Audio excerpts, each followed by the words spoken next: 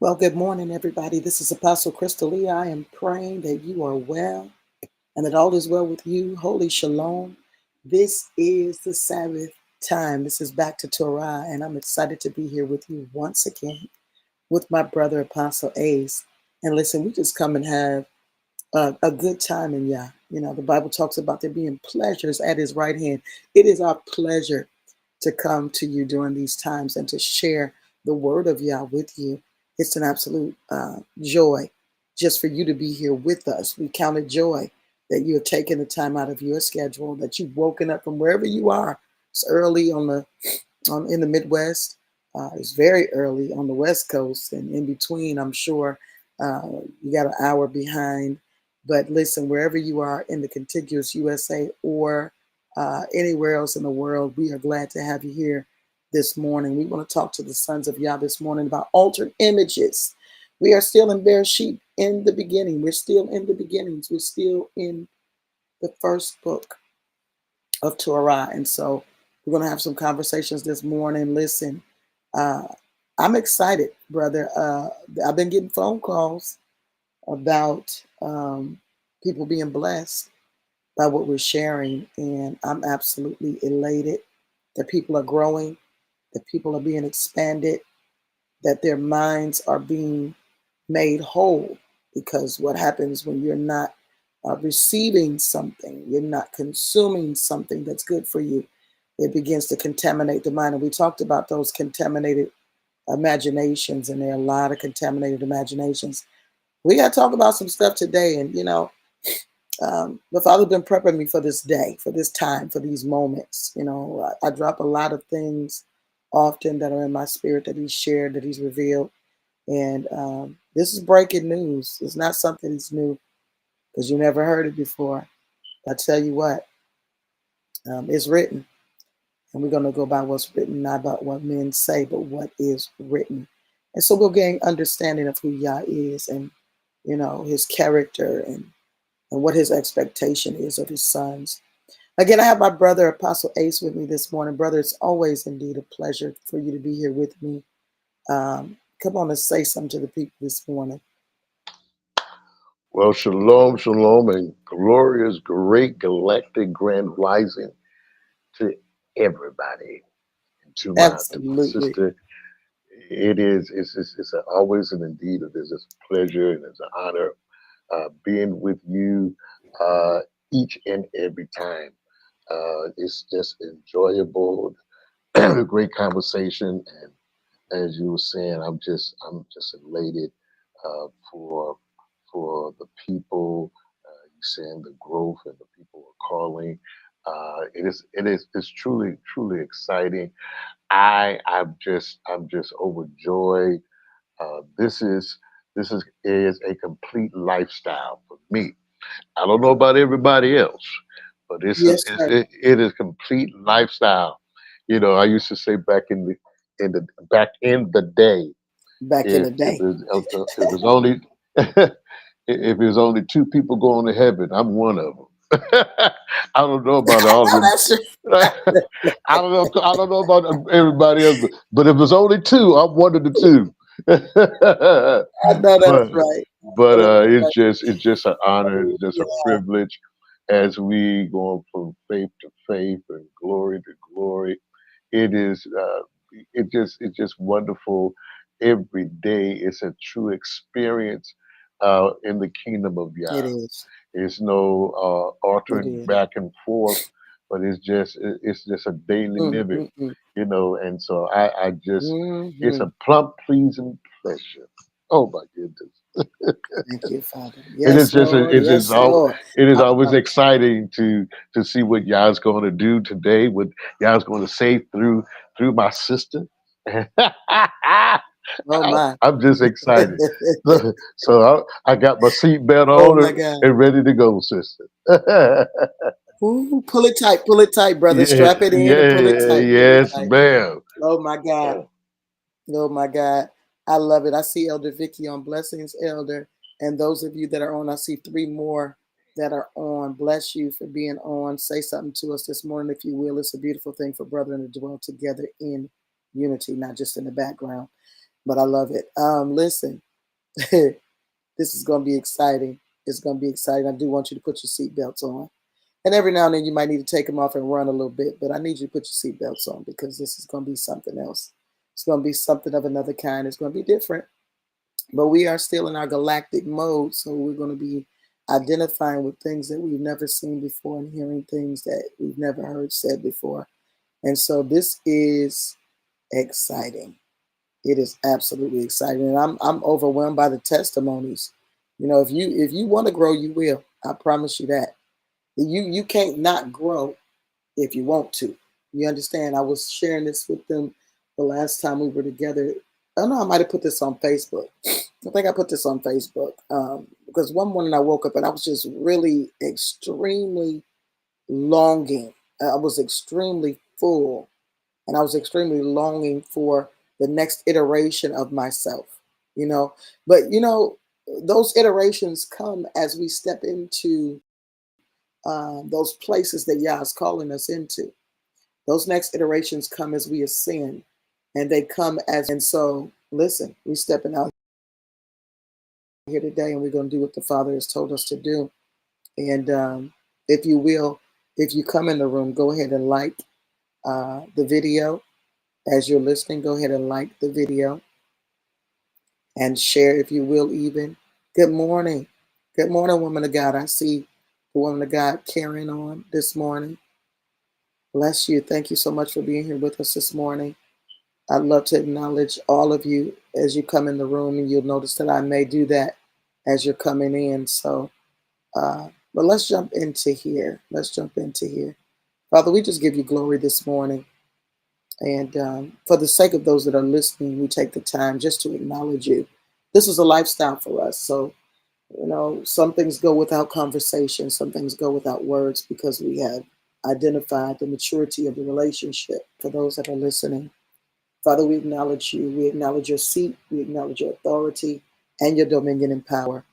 And we thank you this morning for touching our mouths, touching our tongues, touching our minds so that you would give us the language to speak to your people this morning, that they would be able to hear, that ears would open, eyes would see, and ears would see. And it's just amazing time, Father, that you begin to touch the senses of your people spiritually so that they would begin to grow in their spiritual sensing, that they would begin to identify things that they've never identified before, and that they would begin to contain the revelation that you desire to give to them on this day and beyond. We thank you for it even now, and we declare it is so because you said it so. So, we got a lot of things going on. I see my brother just got back on here. Here we go. Boom, you there, brother? All I'm right, back. all right. we're the Father gave me the title Altered Images this morning. I want to go back just for a second because we were talking about some things that the Father began to share with me in Torah. Um, birthing Torah is necessary. And I talked to you guys about this before, that the kings, all of the righteous kings, were commanded to write Torah in their own writing. And we know Torah is the first 5 books of this compilation. Of course, we understand that Job or Yob is the oldest book um, of this compilation that we have. However, these are the first 5 books as given by Moshe. A lot of times people just kind of give, credit to Moshe for the commandments, and they only think of the commandments as those 10, right? But there was a whole dialogue, there was a whole conversation with Moshe. And this is the beauty of how Yah operates with his people. And I want you to make a note of what happens when people are in the presence of Yah. I want you to make a note of what happens with men as they're in the presence of Yah. They are transformed, they are changed. But there's something else that happens. They become an expression. And those expressions are things that are not just verbally told, but they're written. There begins to become some different forms of expression out of those vessels that he would use, that it would be an expression that is a visible expression or tangible expression to men around them or men that would hear of them. An example of that from a new covenant perspective would be that we are living epistles to be read of all men. This is very necessary that people are able to access the information of the expression that the Father has put in us. Okay, so birthing Torah is really important. This is why we must read it, because it is the account that the Father has given to a son for us to be able to understand beginnings. And I say beginnings because there have been many beginnings. Okay, oldest book of the Bible, which most people call Job, right? Yah being the oldest book of this compilation, we can see in his time and in his day that there were some things going on. And now we can see the recreation or the recreation or the beginnings, the new beginnings of things. And if we're looking throughout scripture, we'll see where there are conversations, even in Revelation, about this new beginning, the new heaven and the new earth. These are cyclical things. Whatever has been will be again. That's a verse for you to identify and to look, search out. Whatever has been will be again. And known unto Yah are all his works from the beginning of time. He knows what he's going to do from the beginning of time in every age, and he's not confused about what needs to happen. And so we begin Torah today with a genealogy, which most people run from because they don't understand the necessity for genealogy or pedigree, but it's very necessary because there are hidden messages in pedigree. There are hidden messages in genealogy, okay? So we've been made kings and priests. So we're going back to birthing Torah.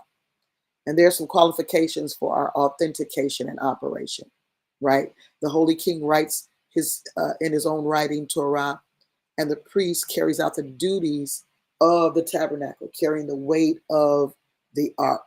So we must allow Torah to be an expression that we are carrying. We know that also the command or Torah was put inside of the ark. The thing that men were to carry on their shoulders was the word and the expression of who Yah was, and all of the majesty of who he was would be connected to them. The government, his government, would be upon the shoulders of those that were selected to carry it.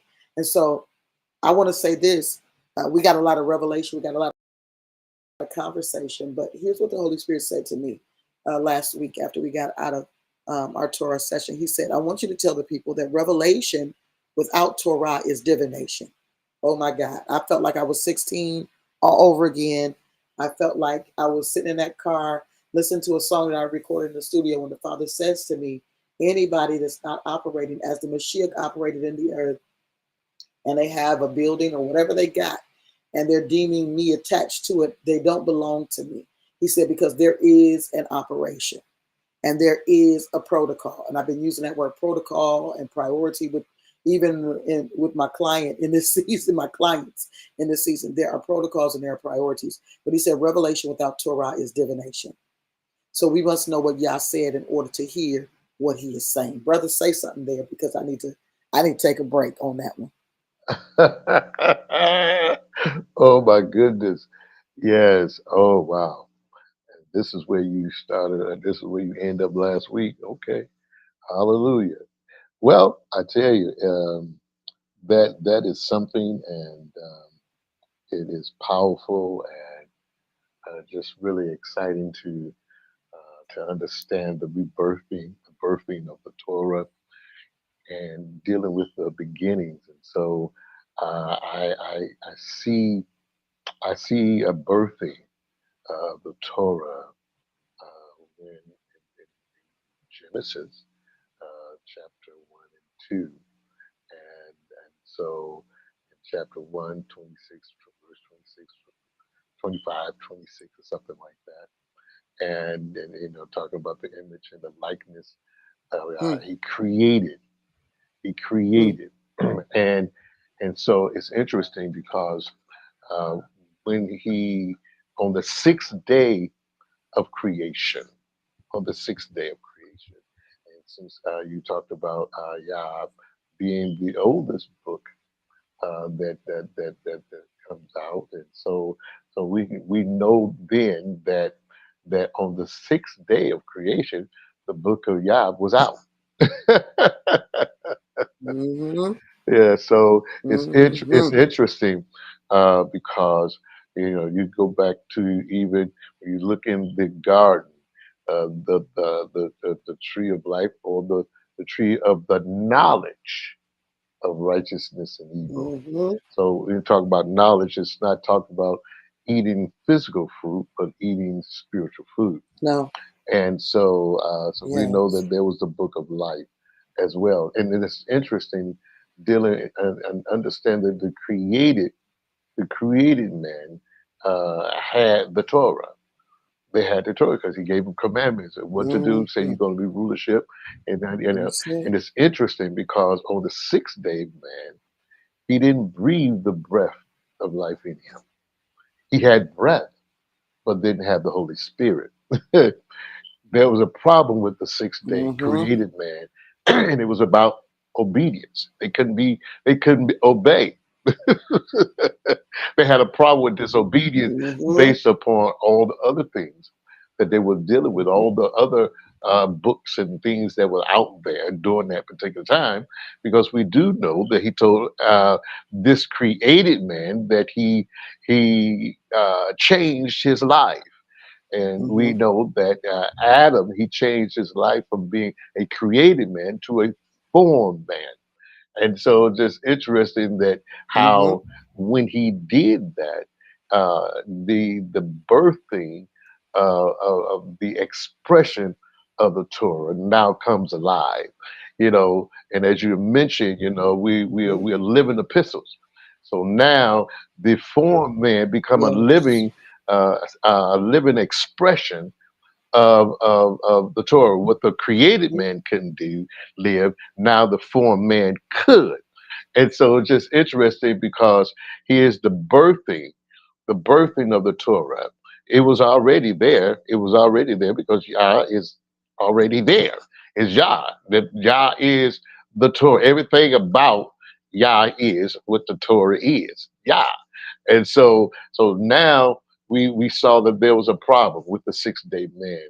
And Yah says, he formed him and then put him in the garden. He formed him first and then put him in the garden. He didn't form him in the garden, but formed him and then put him in the garden on the seventh day. And so here's the birthing. The birthing, I see that as the birthing, the living expression of the Torah, as you was explaining, the government on his shoulders. And so being born again, the image, the like, everything now has changed with this form man, and we know him as Adam. But Adam was created; he was a created man, and so, but Yah changed his mind, changed his form, then put him in a place and said, "Now this is your lifestyle right here, and everything." So I can identify you, who you are, distinguishing from those outside the garden.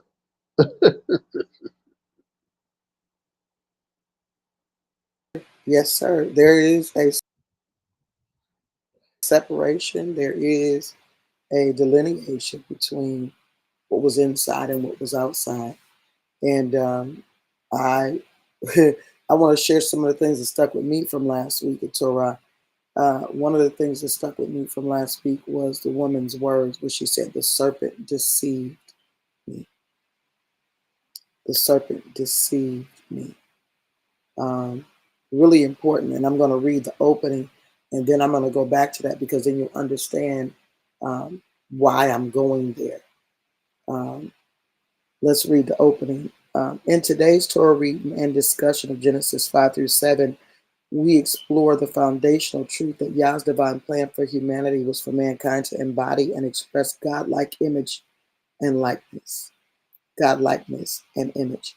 While many might conclude that humanity has failed to live up to a godlike standard, I declare that the deeper question is not whether we are inherently godlike, but what spirit underpins the image and likeness we express as gods. Oh boy, divine, or is it diabolic? Reflecting on the narrative of the woman in the garden, we see that the deviation from the divine image begins with deception and choice, or in some cases, choice. and deception. And y'all know how I feel about that. I'll bring it up again. The serpent's influence was not imposed on man, but accepted. And this act of acceptance created or produced an altered image, an image separated from or out of union with its creator. This principle reveals the essence of idolatry. An image is made active only when empowered by the one whom it allows to give it life. This takes us back to breath. We talked about that breath. And you notice there's a lot of conversation about breath work and all these things. And those are legitimate because man doesn't know how to breathe because we're so busy. We're always moving about, but understand anything that the adversary is presenting, there is a righteous movement of that, not a contaminated movement of that. So let's go on. Um, as beings entrusted with dominion over the earth, we bear the responsibility of guarding our image, especially in an age plagued by distorted representations of humanity. Alteration of our divine image occurs only through our own consent, entering into agreements, covenants, or allegiances that deviate from the Creator's original design. This is only realized by divine awakening. The challenge for us is clear, is to identify the spirit driving our image and likeness, to recognize where we may have gone off course, and to seek the remedy. This is a consistent thing, it's constant. A return to alignment with the divine blueprint. And because you're consistently and daily making sure that you're on course doesn't mean that you are in sin or missing the mark. It just means that you are managing the responsibility or managing the uh, inheritance that's been given to you. So, with intentionality and confidence, we are called to reclaim our rightful expression as reflections of Yah's image and likeness. Brother? Yes, yeah, and it just interesting as you were talking. I was just visualizing. Here is the image. We maintained this image that was different, changed at the beginning because the image of the created man uh, totally looked different than the form man. So we are patterned after the form man, Adam. Yet there is the image that even though our body form is the way it is, but what changes is the likeness of the spirit of who we are begin to alter the image of how we look, how we conduct ourselves, that expression. And so the expression can begin to look like created. It becomes totally different. We see people, but we know them by the fruit that they bear. Because the fruit is not fresh. It's rotten. They got worms in it. It just no good, and it looks no good. Even though we know it's a pear, but it gets dark and all kinds of things that takes place when the image of the pair is diseased. And so it's just really something, as you were saying, sharing, that just looking at where we at today, with how we think, and how we the quality of the state of being that we are in, and so it's really something when we look at this image. We form, but something may be wrong that shows that there's something wrong within that now is reflecting on the image of who we are, how we look, how we express ourselves, and we see that today. It is really something. So I really like the title "Altered Image," you know, and it just being on the potter's wheel, the clay that was broken, and he puts back on the potter's wheel and change it and makes it even stronger. And so it is something to look at this even today, as we see back in that particular time the image and likeness and what it means for us today. It's really something.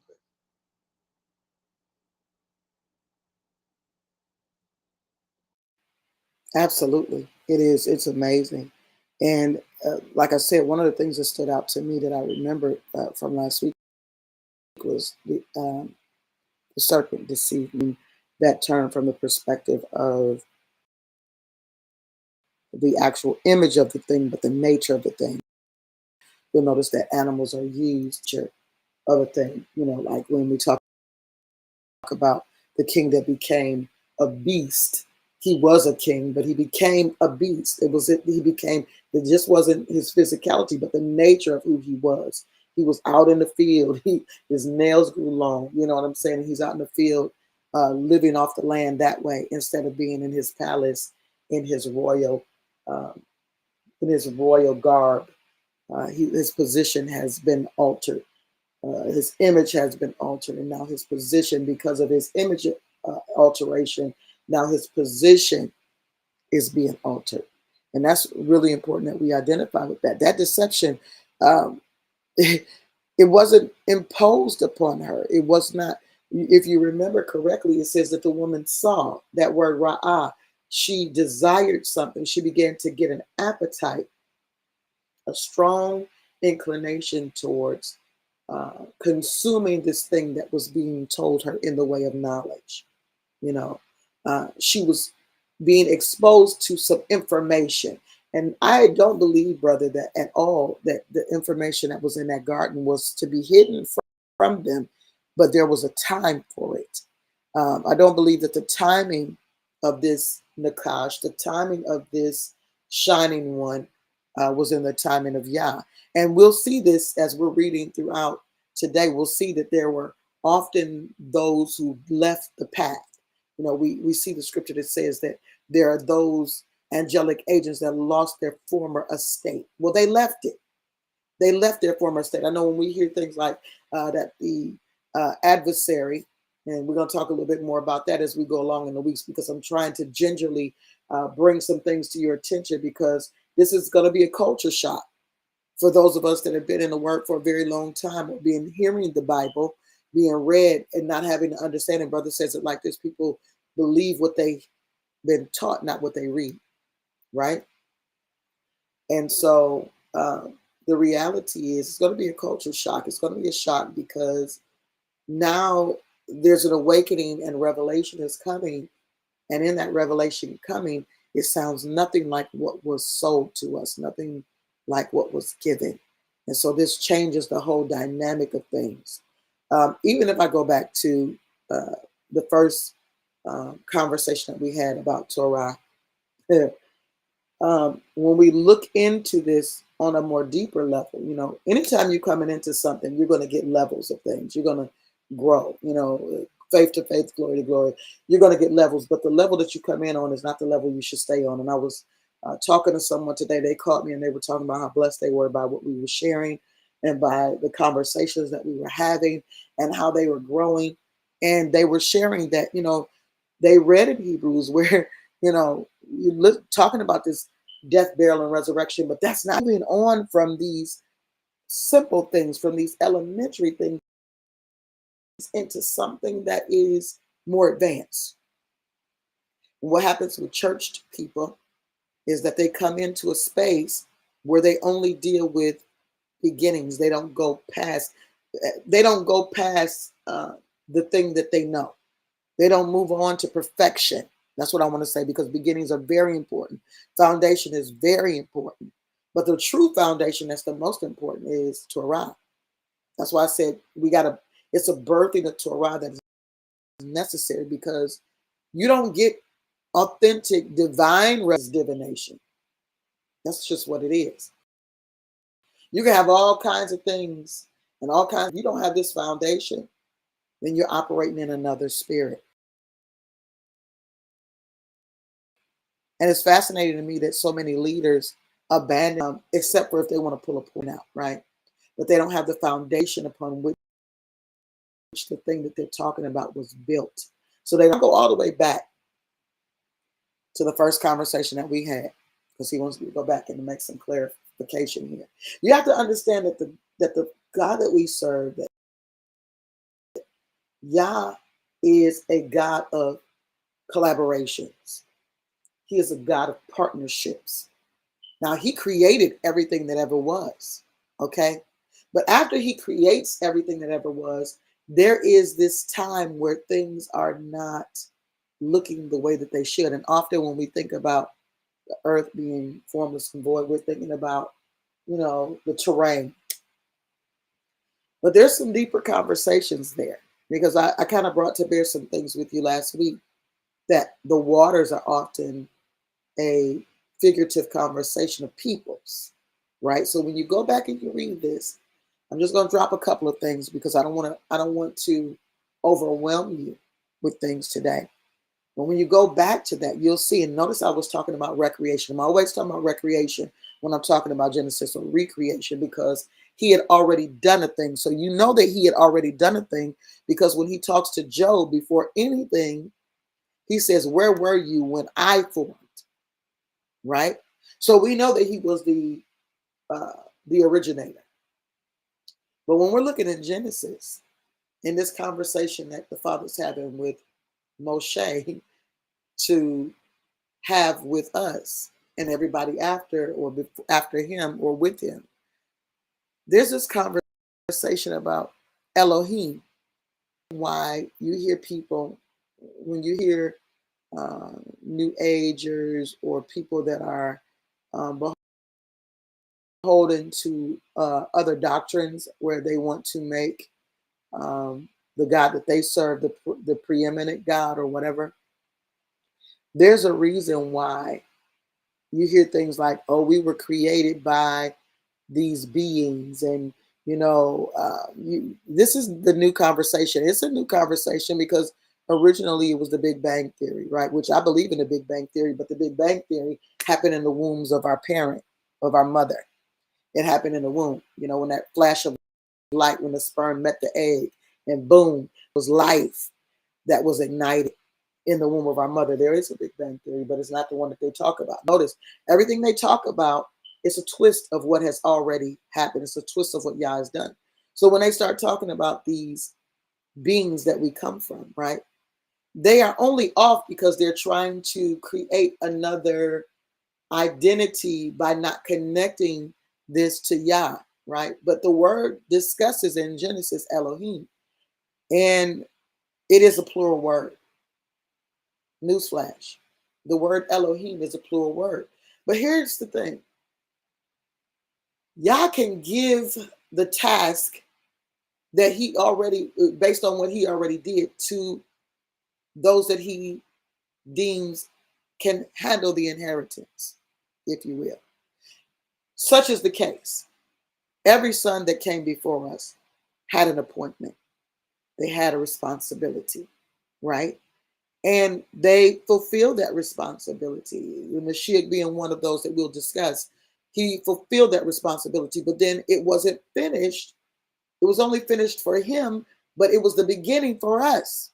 I hope you're tracking with me right now. It was the beginning for us. And he said, finish the work, right? So there's something that was begun, and now there's something that has to be finished. So it's the same thing that happens in the recreation or the recreation in the Genesis narrative. This is a recreation or a recreation of Yah. So Elohim began to create. And so this is why you see in other spots in the scripture where he's dealing with those of his divine counsel, and he's saying, how long are you going to judge? How long are you going to not do things in the way that I ordained them to be? This is a way, there's a way ordained, and I don't see you expressing that image. So when we look throughout scripture, we're going to see a pattern here where Yah establishes something, and then he entrusts something, and then the thing that he entrusts is either handled properly or improperly, and then there is a judgment for how a thing is handled. Brother, you want to say something about this? Yes, it's just interesting. There's a start and there's an end, and so I look at, as you were saying, I looked at each day of creation. There was a start and there was a finish. Each day, the first day, second day, third day, fourth day, fifth day, sixth day. Seventh day is different. It doesn't have an evening and a morning to it. But there was the beginning of something in this, because we're coming to the end of this age. We're coming to the end. It's finished. We're coming to the end of an age, but yet a beginning for us. And it's just interesting because, as you were saying, I before I moved, uh, I was in the process of moving to where I live at now, Arizona. And the second day that I was here, this Arizona is really something. There's a lot of spiritual things, people, spiritual entities. And it's interesting because a lot of things are spiritual. Everything is spiritual, but yet everything is not righteously foundationally spiritual. You know, and like you said, people, without you got with revelation without Torah is devastation, and we see the chaos in so many things as you were saying, but yet there, here we are, here, we finishing up an era, but it's a new, there's something new that's coming out of this, and so the seventh day doesn't have an end to it at all. It doesn't have an end. And so at the end of an age, things are who's going to fulfill what has been given us to finish. Things have been finished, so we become the true expression to the fullness to carry out the assignments, coming to and the inheritance. And who can inherit the inheritance? Only those who are immortal. Anything with mortality in it cannot inherit. And so, if we're going back, the created man cannot inherit the garden. It was only a righteous, just like Noah, and I know you'll be getting into that soon, that he would found favor in the eyes of Yah. And so here's a man that was created, found favor, and he formed him and put him in a place. And so it's just interesting who can inherit, the inheritance, and everybody, cannot inherit the inheritance because everybody is not righteous. We talk about it, and but the expression, this image that people have a form of it, but then there's no power within that says that this is the true expression because what's on the inside of me is expressing on the outside. So it's just really something that here we are, and this beginning. So as I was saying, that when I moved here to Arizona, I think it was the second day, I saw, and I know for some people, and with UFOs and things like that, but I saw a ship, and I heard the voice that says first, it said Genesis 2 coming soon. Then I saw on the side of the ship Genesis 2 and in numeral numbers, not the two, the number two, but a Roman numeral two. And so it says Genesis Hmm. 2 coming soon.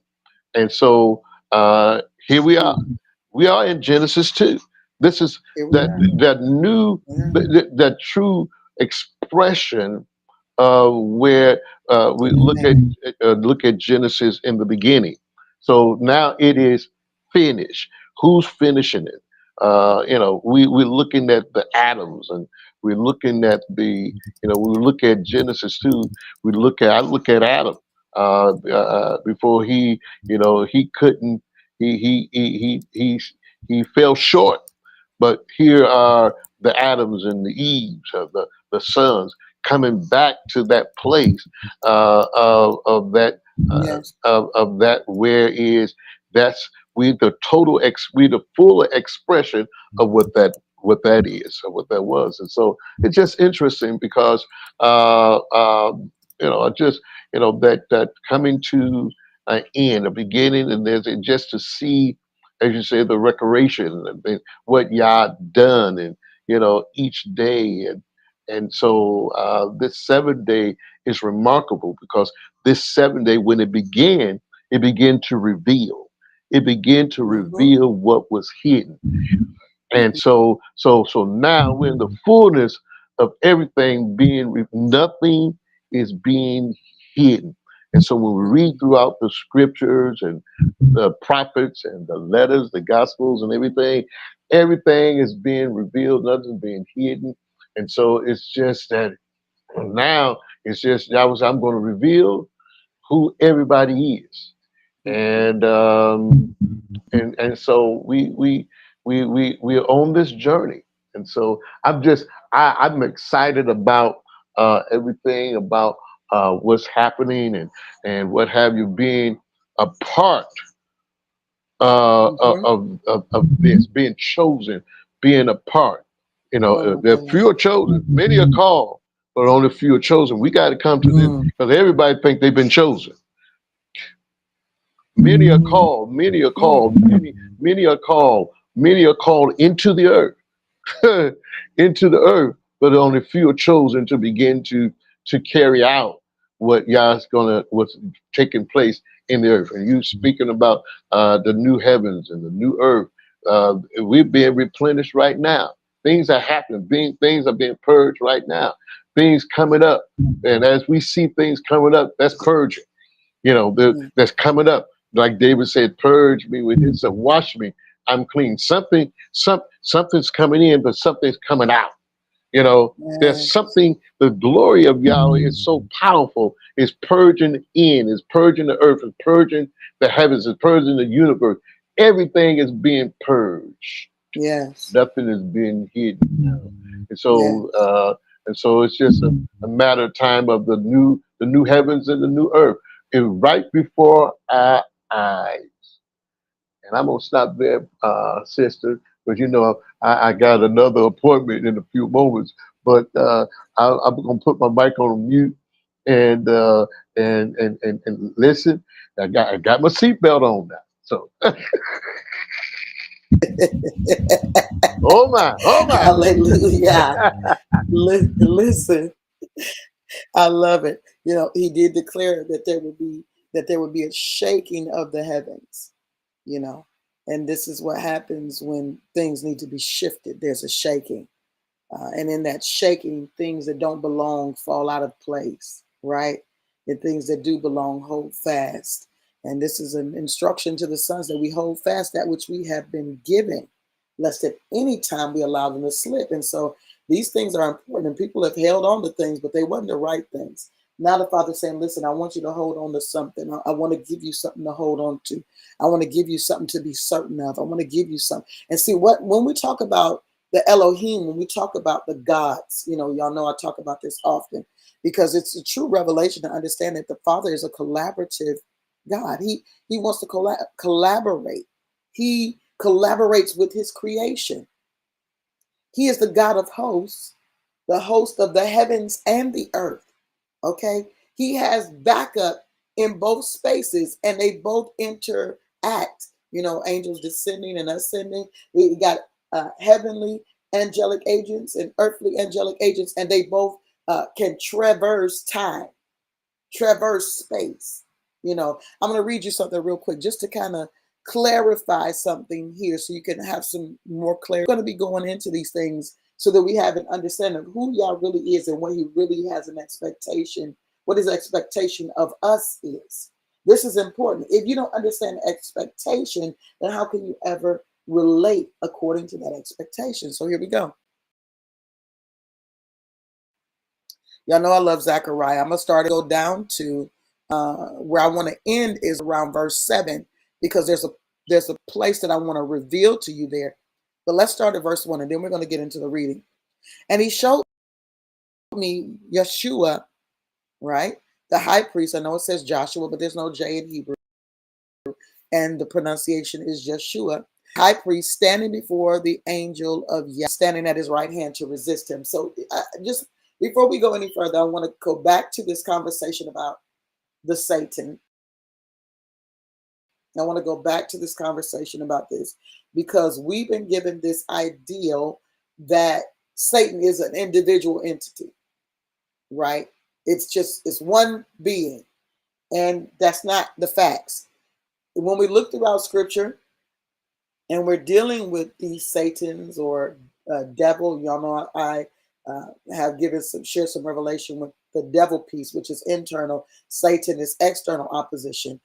But when we deal with these things, you're going to find in scripture that there are often things called Satan that are divine. Now, what does it mean? Satan just means adversary.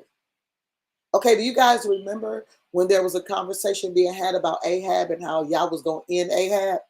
And one of the divine council raises his hand or her hand and says, listen, because there's no male or female in the kingdom as it pertains to those spiritual things, raises the hand and says, I will be a lying spirit in the mouth of his prophets. I will be an adversary. I will be a Satan against him. Satan just means adversary. It doesn't mean an individual entity that is just one entity that is in opposition with. Okay. Now there has been a beginning for these things, right? There's always, and when you look in um, uh, Greek mythology and you look in all of those mythological situations, there's this concept of gods overthrowing gods. Well, like I said last week, there is no overthrowing of Yah. He is God. He is the God of gods, and nobody's going to overthrow him, which we'll see when we get to Genesis chapter 11, because that was the intention there. The Tower of Babel was about an overthrow. Okay, and we're looking at throughout the scripture as we're looking in Torah, we'll notice this pattern of this attempt of one or another adversary to overthrow. And this is that concept where we get the word where it says that they lost their, these angels lost their first estate. The way that they should have operated, they stopped operating that way and they lost how they were supposed to move. So when we look in the beginning of Genesis and we see the earth was without form and void, that earth not just speaking of the natural earth, but speaking of mankind as earth, right?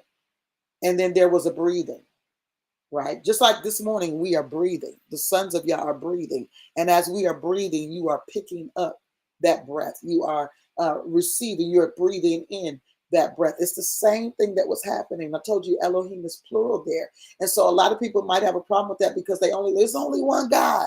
No, there's only one true and living God. But gods, there are many.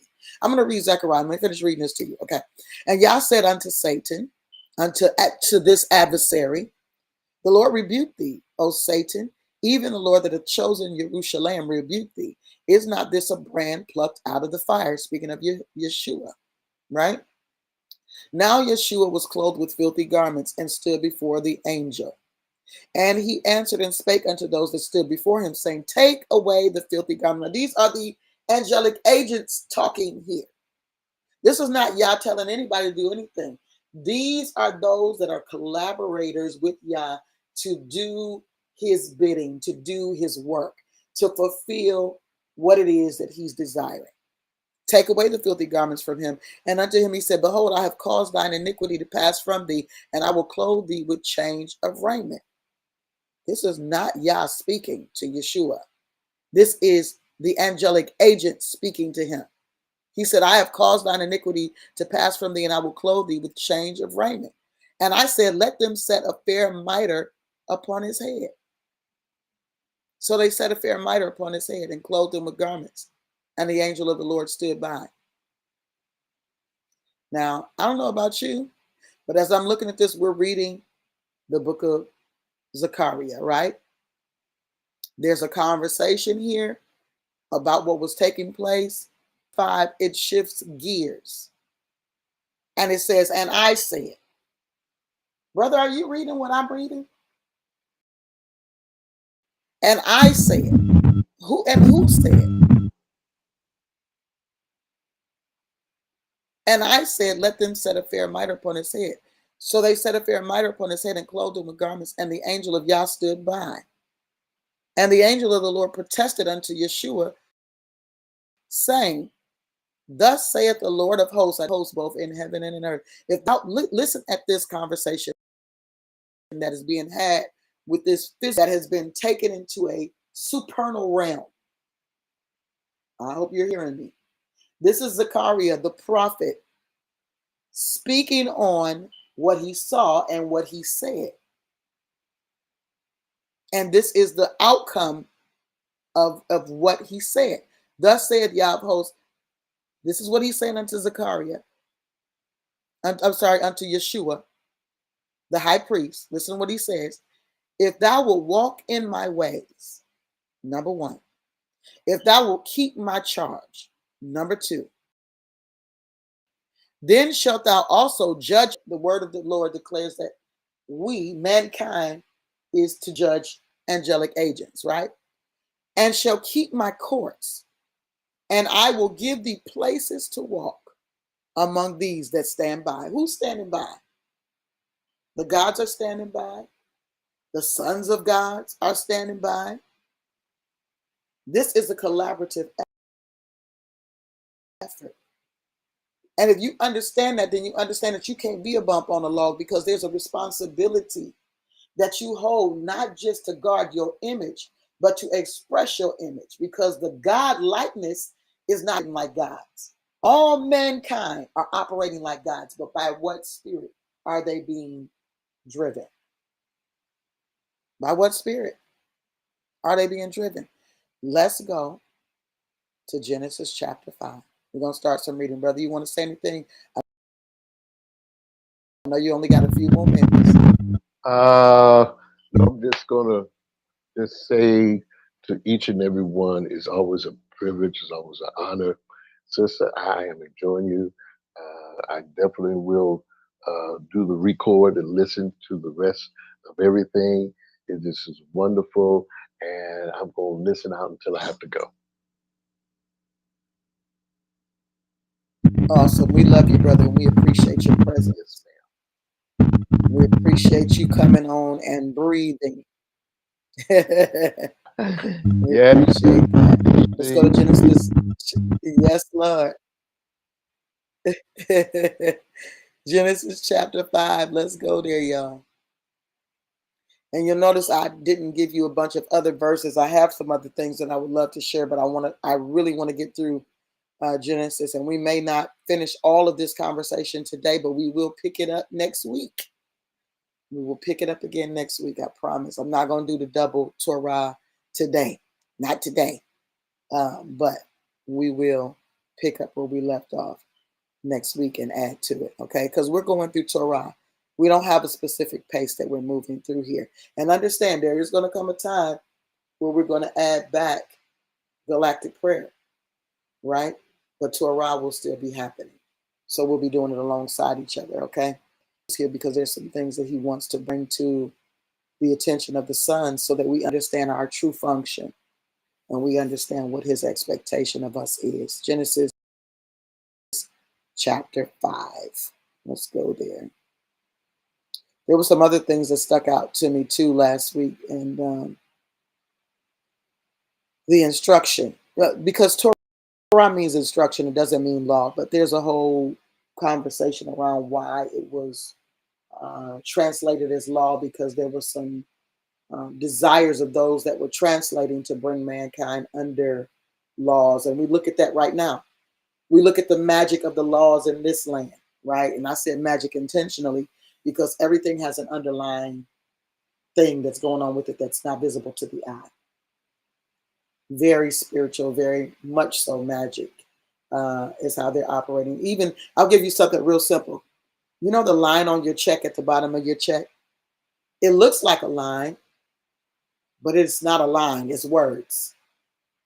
You understand? It says authorized signature. It's not a line. From if you just look at it on first glance, it looks like a line. But if you zoom into that, I dare you to get your checkbook out and put a magnifying glass on it.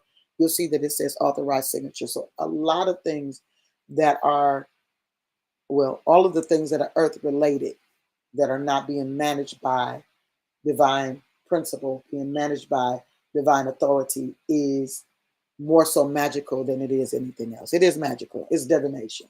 And that's just where we live, you know. And this is why it's so important that Yah separates us. This is why the separation has always been important.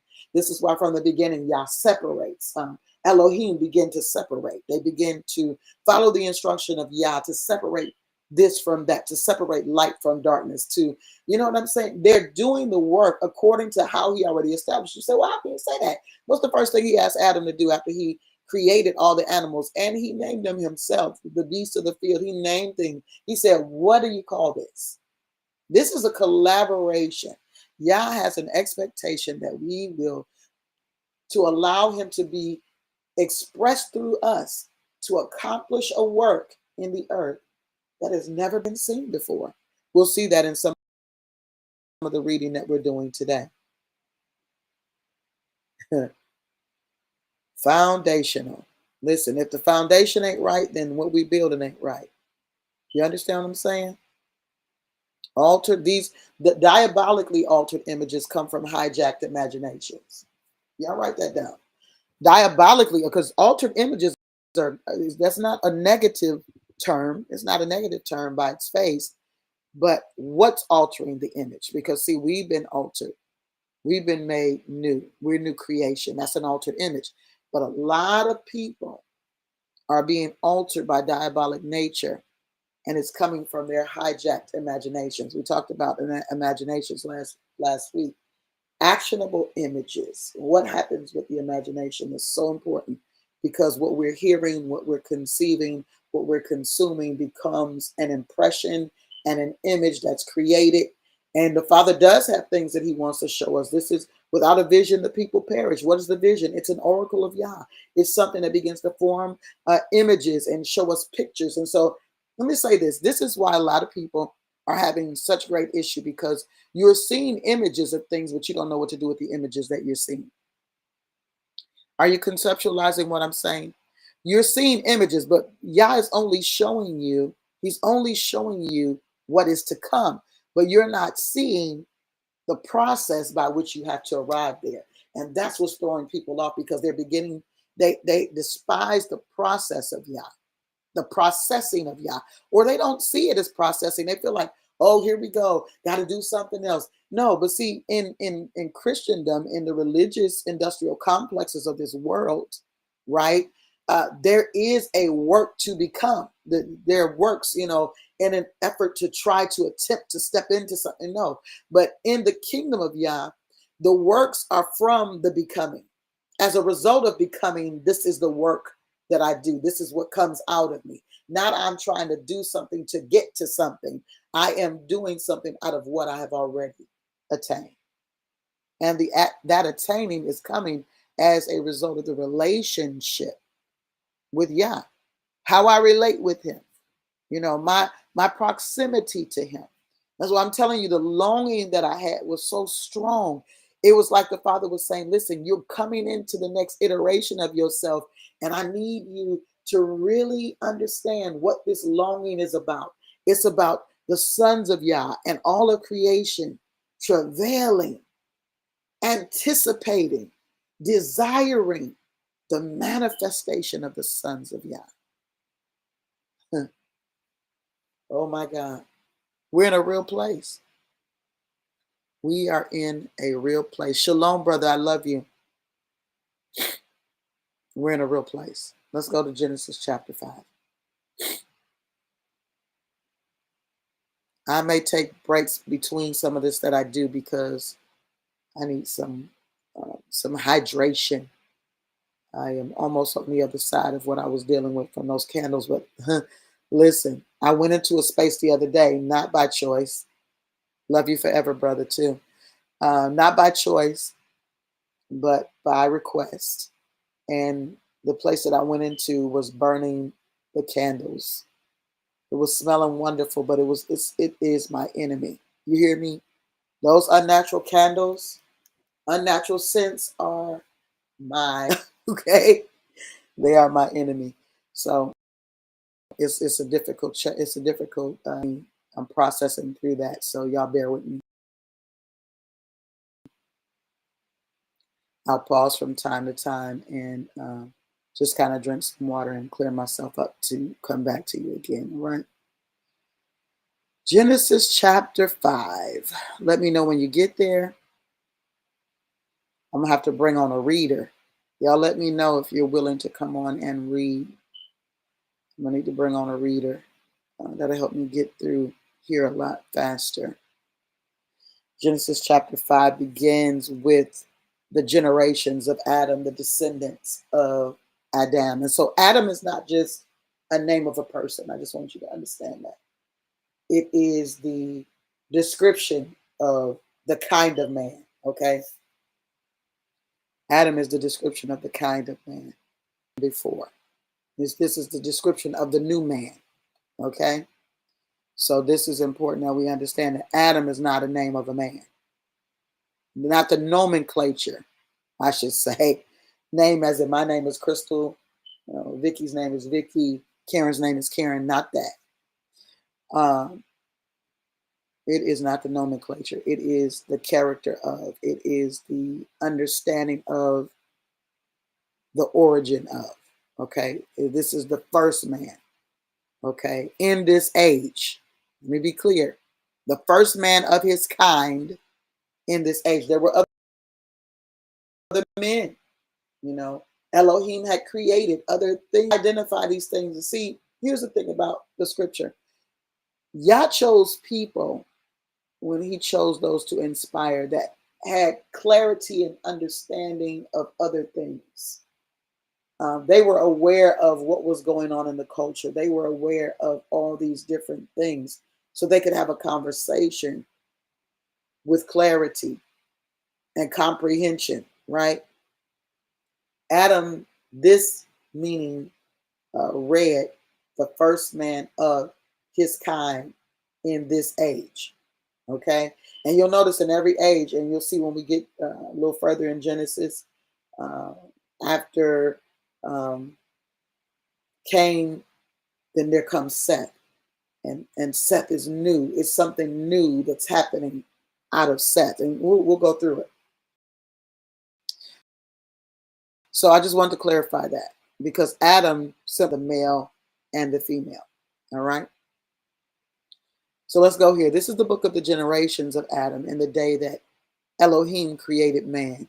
In the likeness of Elohim made he him. And so I know you say, well, it says he, though. That seems like it's a singular, but Elohim is still plural. So you got to understand that. What we're looking at here, what we're dealing with is the conversation about what was created and who created and the purpose of the creation. It was to be in the likeness and image. Remember I told y'all, if you have been in church any length of time, when you heard let us know, that was God having a conversation with the Holy Spirit and with Jesus, right? But when you understand that Elohim created in this age, in this time, that there was a creation of man, and even now, let me go to the master's words. The master says, follow me and I will make you. That's a whole nother derivation of this particular thing. It's a whole nother concept of this same thing. Follow me and I will make you. In other words, you're going to become something else because you are following my way. You're doing things my way. Now, in this particular situation, we see that Elohim are actually creating man in their likeness and in their image. Okay, I hope you're tracking with this. Is a lot. In the likeness of God's made them. They were made, right? Male and female. This is why it was such an issue in the garden where this one was talking, this shining one was talking, and deception came, but you already in this image and in this likeness. You're already that. So now knowledge is contaminating or altering your image, and it's causing you to operate from another spirit, another place. And Adam, it says here, male and female created he them. Remember, I told you Adam is male and female, it's mankind, and blessed them and called their name Adam in the day when they were created. Okay? Now we can get into the genealogical portion of this, into the pedigree. Okay? And Adam lived 130 years and beget a son in his own likeness. We're talking about mankind. Now it's a specific one that is being deemed Adam. Before it was mankind. I hope you're seeing the shift. Now we're specifying the male version or the male portion of this newly recreated man. Are you hearing me? Adam lived 130 years and begat a son in his own likeness after his image and called his name Seth. Now, I've studied this, and I think there's a lot of questions around what happened with Adam. He got kicked out of the garden. He was separated from Yah. Now he's working by the sweat of his brow, etc., etc. But as I was studying this, and this is why it's so important to study, okay? And the term lived, this term in the Hebrew deals with quickening, deals with reviving, deals with recovery. Oh my God. To be restored to life or health. Are you hearing me? This birthing of this new son created a quickening. This word haya comes from kava, which is to tell or to declare, to show or to make known, and the secondary part of that is to breathe. So there was a new life breathed in this moment. There was something that shifted in this moment for Adam, for mankind, when Seth came on the scene. Kava, Kaya is another one, which also deals with sustaining of life, prosperous life, to be quickened or to be made alive. It deals with vitality and quality of life, to be restored to life or health. So this is important. And this is why study is important, because you have these questions. Well, what happened with them, right? You see that something is growing, but you also see that on the other side of Cain's incident, that he also receives the same curse, which means that something could grow.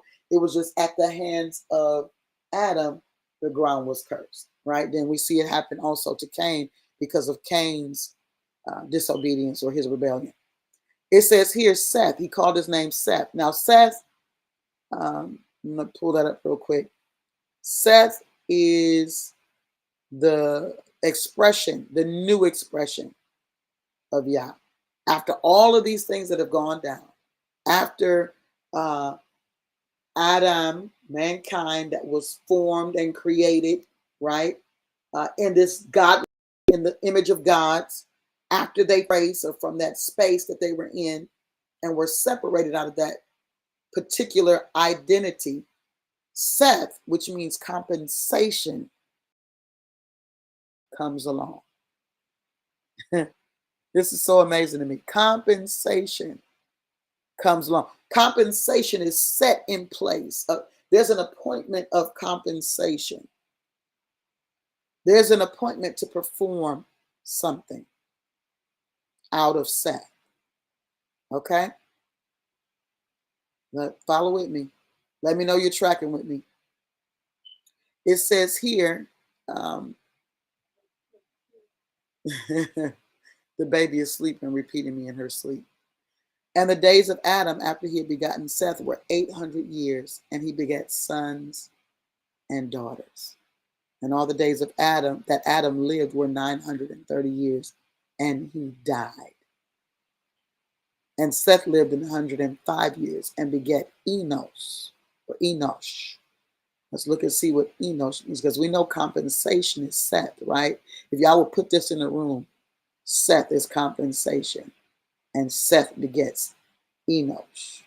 Well, we know Adam. Let's start with Adam. Adam is the new man. Adam is the never before man, right? And then Adam begets Seth, which is the compensation. And then Seth begets Enosh. Let's see here. And Enosh is dealing with, let's see here, man, a man. It's in singular tense. Let's see what the root of that word is. And usually I have this thing written down, and I really want to put this stuff up on the screen because I want you guys to see how I'm moving through here. And this is why I didn't write it out like that. Dealing with a collective. So when we're dealing with Enosh, well, when we're really dealing with any man, just like we're dealing with Adam, that is mankind, this new man. So Seth, out of Seth comes Enosh. Merchant men, husbandman, mortal man. This is a collective of mankind. It's not just one person, but it's dealing with what's going to come out of Enosh. And so this is important. It speaks to those that would identify with trade. Okay? Let's look at the other root of this Enosh and see what we get out of that. I'm going to definitely do my best to put it up on the screen for you next week. On Nash,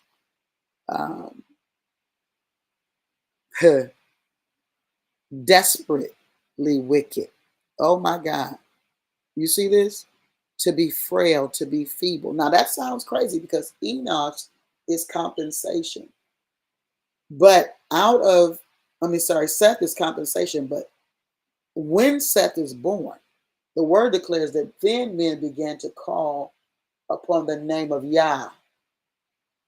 Now, why are they calling upon the name of Yah? See, when you read this, you got to read what is said, not what you do, not what you think it means because of what you've heard, right? Because Seth means compensation, the compensation for everything that has happened time. And now out of Seth is coming, oh my God. Out of Seth is coming this frailty, this incurable sickness, this, oh my God, this frailness, this woefulness. So of course, when Seth is born, then men begin to call upon the name of Yah. Why? You're going to see why. As we get into chapter 6, you're going to see why. Because there's some things that are going to take place. It's going to help you understand that when chaos begins to rise, then men or mankind, those that are made in the image of Yah, the likeness of God's, begin to cry out because they're not seeing anymore what should be seen. They're not identifying with things that the way that they were identified with. Because remember, the reason for the recreation was because things were out of sort. So now things are kind of going out of sorts again, and there is a cry. Now there's a verse that I want to share with you here so you have a clarity here. And here it is. It is in Ezekiel. And Ezekiel chapter 9, verse 4. You go read the verses before and after it. But I want to read verse 4 to you because this is another one of those times when things are happening in this city, okay? And these things that are happening are challenging the culture, challenging the culture of sons. And this is what's said. And Yah said unto him, go through the midst of the city, through the midst of Jerusalem, and set a mark upon the foreheads of men that sigh and that cry for all of the abominations that be done in the midst thereof. This is another one of those times you're going to see a pattern throughout scripture where there is a setting and then a resetting, because the Father is continually attempting to draw mankind into the divine godlike nature to operate from the place of divinity, right? And notice there's this separation again. Separate them, mark the foreheads of the men that sigh and that groan, the sigh and cry. And why are they sighing and crying? Because of the abominations that are being committed in Jerusalem. These are those that are impacted. They see something and they know this is not how this is supposed to be. So they are longing, they are sighing, they are desiring for things. They know that this is off, that this is wrong. I'm going to come back to the room and see what y'all are saying over there. They know that there's something wrong. Let me see what you guys got going on over here.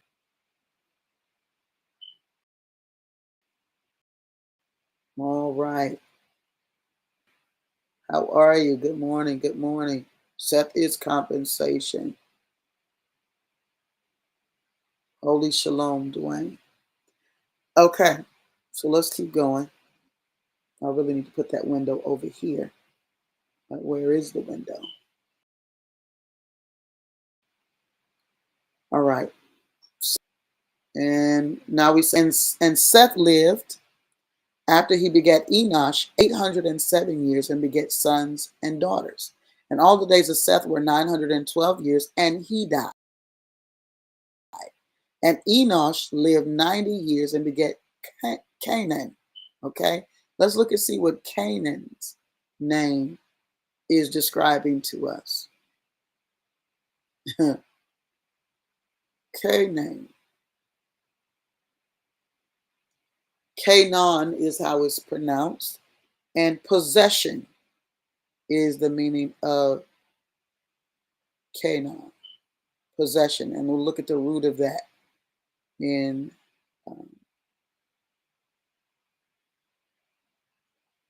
nest.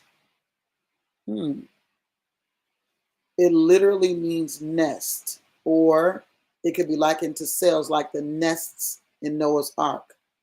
Cells, like compartments. A chamber.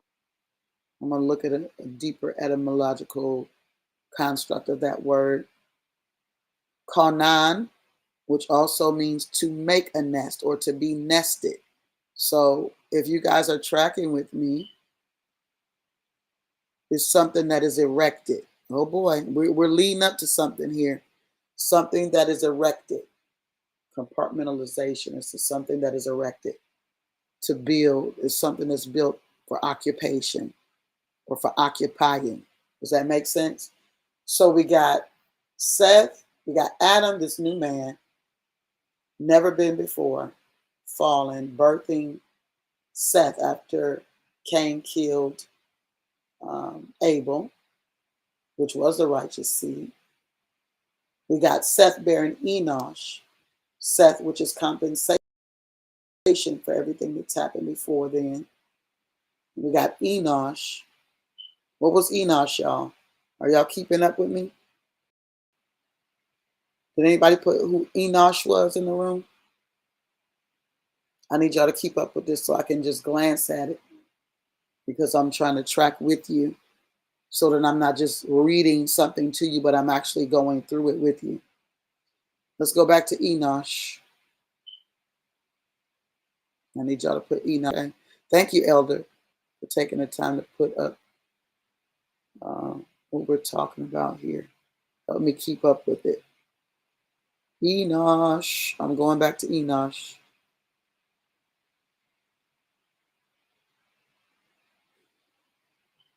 Let me know you're tracking with me. Something is being established here. There's a pattern, and there are always patterns. And so this is why it's so important. Okay, this is this man.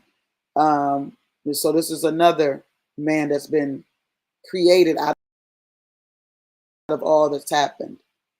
The compensation. This is the result of the compensation. The mortal man. Now we had immortal before. Now this is an introduction of a new man, and this is a mortal man. Man, it says bloodthirsty here. Mm-mm. It says here that especially when used it is often unexpressed in the English versions, especially when used in apposition with another word. Okay. In the flower of their age. All right. So this is a collective. This is a new kind of man that has been formed as a result of this compensation, which is the compensation of everything that happened before Seth. Okay. And we know again that then the word says, and then men began to call upon the name of Yah. All right. I hope y'all got Enosh written down. Compensation. That's another way we can look at that, right? And Seth lived after he begat Enosh 807 years and begat sons and daughters. And all the days of Seth were 912 years, and he died. And Enosh lived 90 years and begat Canaan. What do we say Canaan was? Possession. Okay. Thank you, Elder. He begat possession. Canaan, if there's another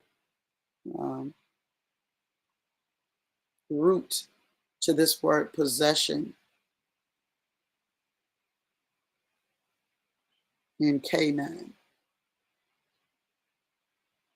Ooh-wee. I love studying the word. I don't know if y'all even understand how I'm in my element right now, and I love this. Possession. Let's see if there's a deeper etymology of this word. Oh, yeah, we dealt with nest. Okay, so we dealt with nest. And so possession, we deal with nest or chamber. We're speaking of a dwelling. And then that final etymology was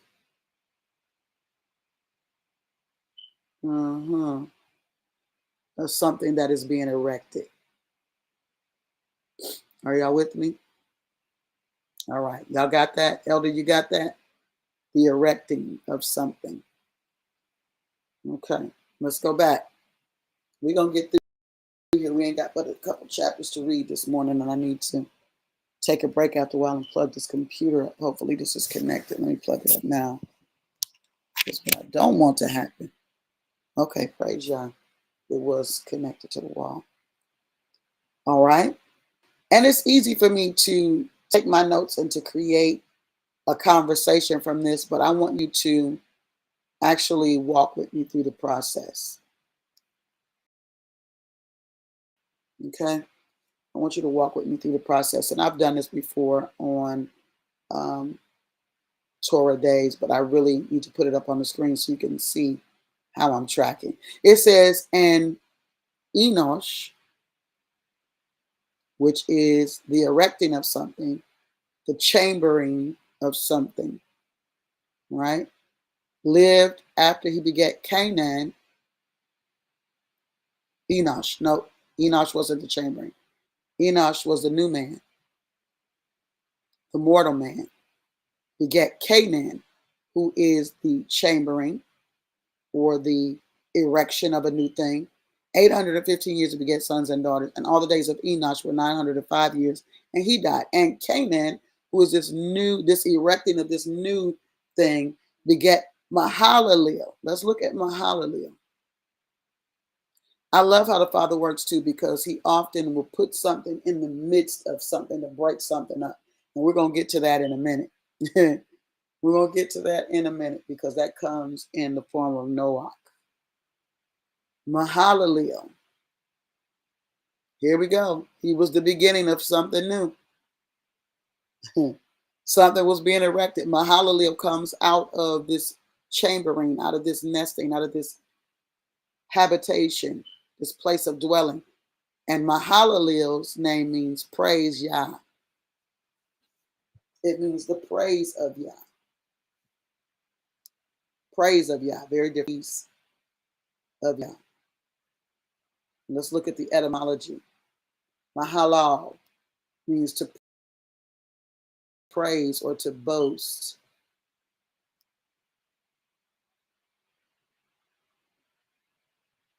Mahala El. Yeah, see that? That L is at the end of there. Mahala El. Gotcha. Y'all tracking? Praise of Yah. It deals with might. It deals with power.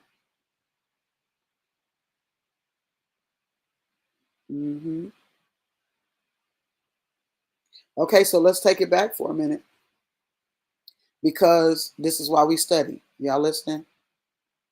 This is a two-sided coin. Okay. When we deal with just dealing with God, so we're not dealing with Yah, because He is specified when we're dealing with Him. Elohim is plural. El just means gods. So this is godlike one, mighty one. Oh boy, we stepping over into something. Mighty one. So change my hallelujah from praise of Yah to praise of God. Praise of God. That doesn't mean, so this is why it's so important that we study, because the term God doesn't mean Yahweh. It doesn't mean Yah. There are many gods, mighty ones. We're getting into God-like, men, and the reason why they are what they are, because they come from the seed or the sperma of the angelic agents, and that sperma is mixed with the sons or the daughters of men, which are in their form also were created originally to be godlike, but now they're operating under another premise. So, praise of Yah, Mahala El, to praise of God. And these gods, meaning mighty ones, and mighty ones it's a two-sided coin as well, because David had his mighty ones. Those were mighty ones that were representing Yah. These mighty ones you'll find in chapter 6. Okay, something has been a pattern is being put in place here based on, remember we talking about altered images. Based on this image that was altered, it began a progeny of altered images, which began to create something else. So when I tell you that there's a responsibility, being mankind is a responsibility, I'm very serious when I say that. I know it sounds, I don't know, it sounds funny, but it's real, because you'll find in Noah's day, being mankind, being the original man, the one that was godlike, divinely godlike, sets him apart from everything else that's going on in the earth, and is what is the salvation of himself and his family in that moment. Are you guys tracking with me? Let me know you're in the room. Let me know you're good. We're leading up to something. And this is the truth of the matter, that when we begin to operate outside of the divine nature of Yah, the matter is, you don't have to be doing drugs, having illicit sex, or doing any of that. Missing the mark is simply missing the mark. If Yah set a mark for you, then you got to meet the mark. You can't miss it. Because in you missing the mark, it creates a progeny of things that begin to take place. It begins to erect something. And when that thing is erected, oh boy, it brings life to some things in a whole new meaning. Brings life to some things in a whole new meaning. All right. I'm waiting on y'all to say something in the room. I know you're trekking with me, but say something. Come up the air. Let's talk. Say something. We're not going to be on 4 hours, but I need y'all to talk back to me this morning. Mahala El. All right. Ooh-wee. All right. And so here we go. We're done with Canaan. We are at Canaan lived 70 years and begat Mahalalel, which is the praise of God, mighty ones. Something has been erected here. Something has been created here through this altered imaging. And Canaan lived 70 years and begat Mahalalel. And Canaan lived after he begat Mahalalel 840 years and begat sons and daughters. So you got to look at this. In every one of these birthings and every one of these different sons, something's being born of that. Sons and daughters. Oh my God. This is taking me to a place. And all the days of Canaan were 910 years, and he died. I'm in verse 15 of Genesis 5. And Mahalalel lived 65 years and begat Jared or Yared. Let's look and see who Yared is. Y'all with me? Let's look and see who Yared is. Oh boy, we're leading up to something here. We're on our way to chapter 6, and we're looking at a pattern here. Descent. Yared, descent. And you know, descent comes from the term descendant. So we got, that was verse, I believe, 15 or 16, Elder. And I really do need to put this in the window that I'm looking in here. Yared means descent. It also is the beginning of the word descendant. Okay? This point. And the etymology of that is yarad, which deals with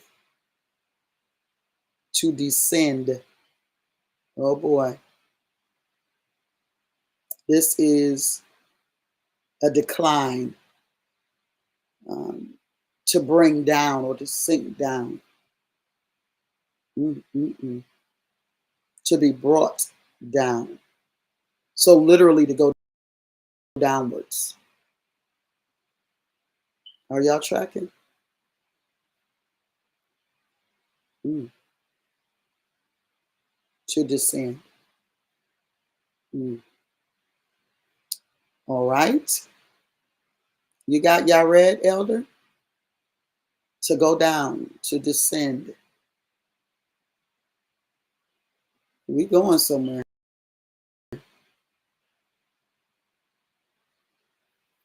To sink even, to subdue. So this is what the descendants are looking like at this point.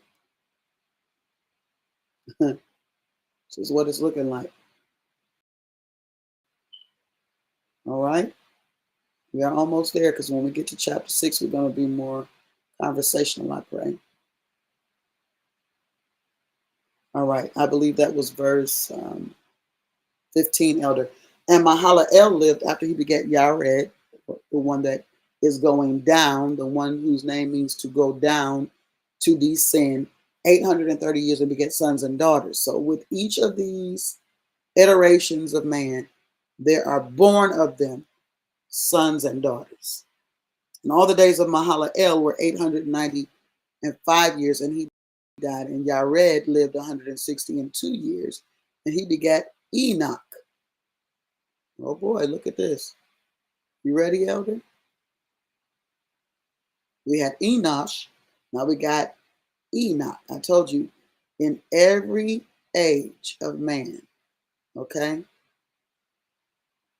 when Yah begins to reset, he releases a man. When I say man, I don't mean male or female. He releases mankind. He releases like him something that is that can be reset to who he is in that culture, in that time.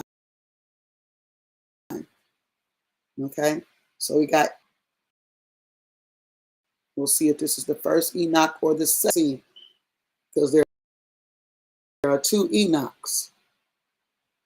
I was actually pronounced Chanok, dedicated, okay, is what the term Chanok or Enoch means. It means dedicated. We're going to look at the etymology and see some depth in this. Dedicated. Now, we looked at that last thing, which was one that is going down. This term means, Chanok means dedicated, which means to train up, inaugurate, okay? To inaugurate. Something's being inaugurated here. To initiate. All right, so we got an initiator here. Let's look and see if we see another root here.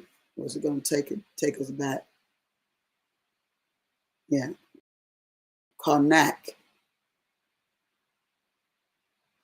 which means to strangle, to be narrow by implication. Wow. To hang oneself. Ooh, this is so prophetic. I don't know if y'all understanding what we getting ready to step into, but remember I was sharing with you that these conversations are not just surface. There are secrets. There are hidden things in this conversation all the time. And a lot of people look over or look past genealogies in the scripture because they're like, I don't want to read that. It's a lot of names. Oh, this is boring. No, you have to understand that this is important.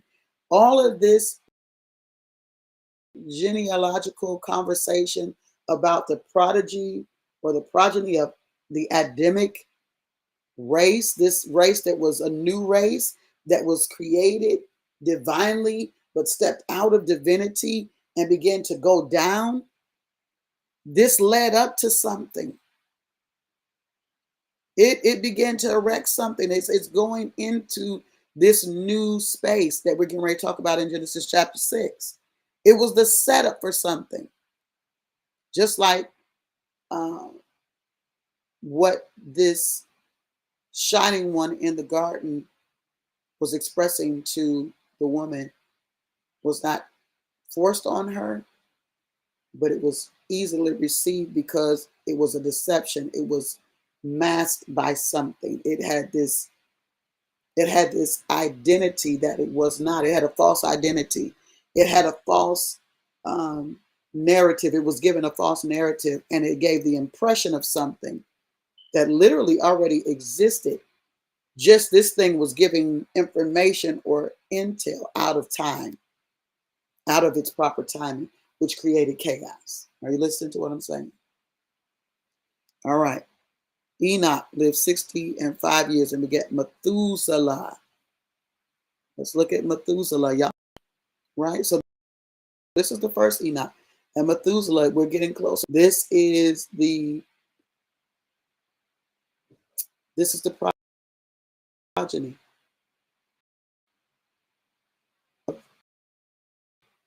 What led up to Noah. We see Methuselah. Y'all hear that? Oh, that's Methuselah, right? It's really Methushalach, right? And that means man of the dart. Man of the dart.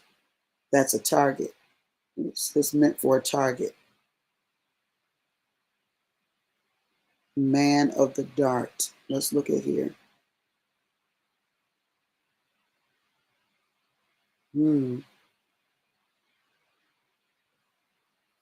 Look at here. So inside of that, something else has been created or been released. I'm looking at the etymology of this word.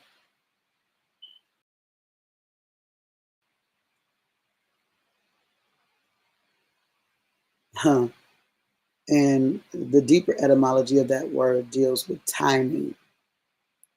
And the word that is the predominant word there is when. When. Matahi. Matahi. When. Or how long. So he is the cry against what is already taking place and what is already being erected, what is already being um, set up. How long is what his name means. Oh boy. Let's look at this. You got him, Elder? Are you still writing over here? I don't see you writing no more. Okay. Okay. Methuselah. How long? When? Mm-hmm. All right. I'm going back. We're almost out of 5. Are y'all with me? Okay, I see 4 people on still. Yes. Right. Yep. All right. And Enoch. Okay, so here we go. I want y'all to see this. I want y'all to see the translation, the altered image that happens here, because we had Enoch 65 years of life, right? Dedicated, one who's initiating something, right? But look here in verse 22 of chapter 5, it says, and Enoch walked with terminology. Because y'all remember I told you God means Elohim, which is a plural word. So he walked with the gods. Oh boy. After he begat Methuselah, right? 300 years and beget sons and daughters. That adds a whole another dimension to things. When we realize that Elohim originally created everything, but as it was out of sorts, Elohim, gods, began to create, began to breathe upon, began to express the image of their creator to create something new. I don't know if that impacts you or puts another level of responsibility on you to become, but it does for me. It certainly does for me. 365 years, and Enoch walked with the gods, and he was not. The gods took him. He was walking in divine places, and he got initiated into those divine places. Now, I want you to see something, because the reason I want to bring this up is because what happens when men walk according to the original structure, the original. Oh, let's go back there. Read chapter 3, I believe, real quick. We need to go back to Genesis chapter 3 real quick, because now, in light of what I've shared with you about Elohim, we need to go back, because you see that there's this conversation about walking with, right? Walking with the gods, walking out original intention. I'm pulling it up now. Genesis chapter 3. Trying to hold my place where I am. Ooh-wee. Man, oh man. Something happens to the psyche of man when identity and clarity comes. There's a confidence, a godfidence, even if you will, in man to fulfill purpose, to fulfill appointment when we understand it. I believe that's where I want to go. Might be too. Are y'all all right over there? Y'all still got your seatbelts on? Because I know this is a challenge. I know this is different. Hey, what's going on, sister? I see my sister in the room, Minister Stephanie. Yeah, this has got to be a challenge for you. It's not. I haven't um, received the authorization to share until now. Let's see here. No, chapter 2 is where I want to be. Genesis chapter 2. Go there really quickly. What you doing up this early, Steph? Chapter 2. And this is where we run into issues, because when we don't have clarity, when we don't have authentic identity, then we're doing all kinds of things. We're all over the place. And this is why it's easy for diabolic nature to reel man in, because they're going to speak from a place um, that is spiritual, yet is diabolic, because it's separating mankind from Yah. Right? When we read all of that we're reading this morning, we're reading this in the context of who Yah is and what he does in collaboration with what he's created. Right? But when they deal with it from a twisted version of it, which is where we get concepts like self-made millionaires and all. Ain't nothing self-made. You hear me? It has been in collaboration with something in order for it to come into the space that it's in. It's had a partnership somewhere. It's never self-made. We can't make self, even if the team is the people that were your stuff. You need a team, because the team is the people that made the ingredients that you use to make your stuff. Nothing is self-made. Okay, let me go here real quick. Okay, so here we go. We got specifically here.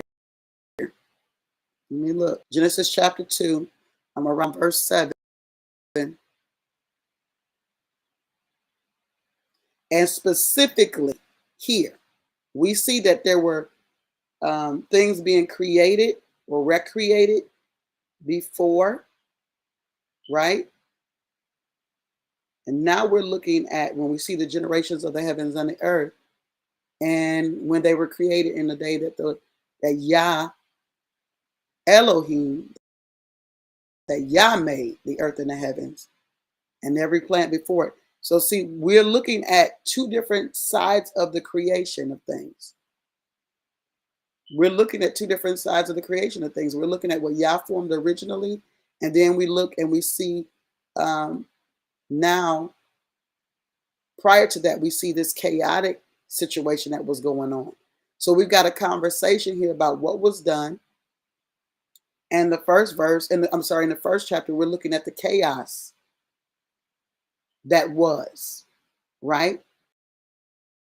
Looking at what Yah has done in the form of creating them with his own hands. So there's some creation that takes place. We're looking at two separate things here. We've discussed two separate things here. Because if we go back to the beginning of the thing, we see that Yah allowed Elohim to create the things that he had already recreated, that he had already created. They recreated that, right? But it says here in chapter 2, particularly in this portion, that Yah, God, created or formed man of the dust of the ground. You see where I'm at now?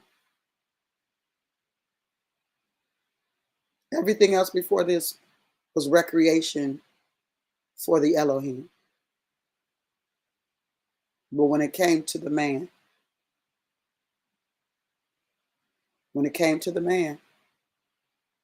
it specified the God that created. Okay, I'm going back. If you look in some different, I was talking about this before, and I have to bring it up again. If you look in some of the various forms of literature, like I said, Yah used or inspired men that knew of different conversations and different cultures. He didn't just use people.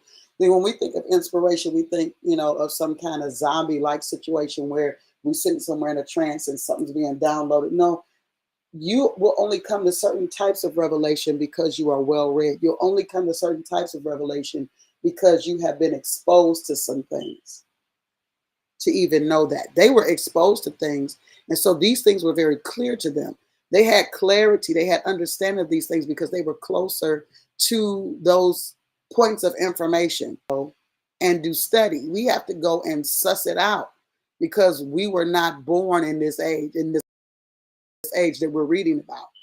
So we got to understand the culture of that time. So we understand what Yah was doing. We understand and we can see what,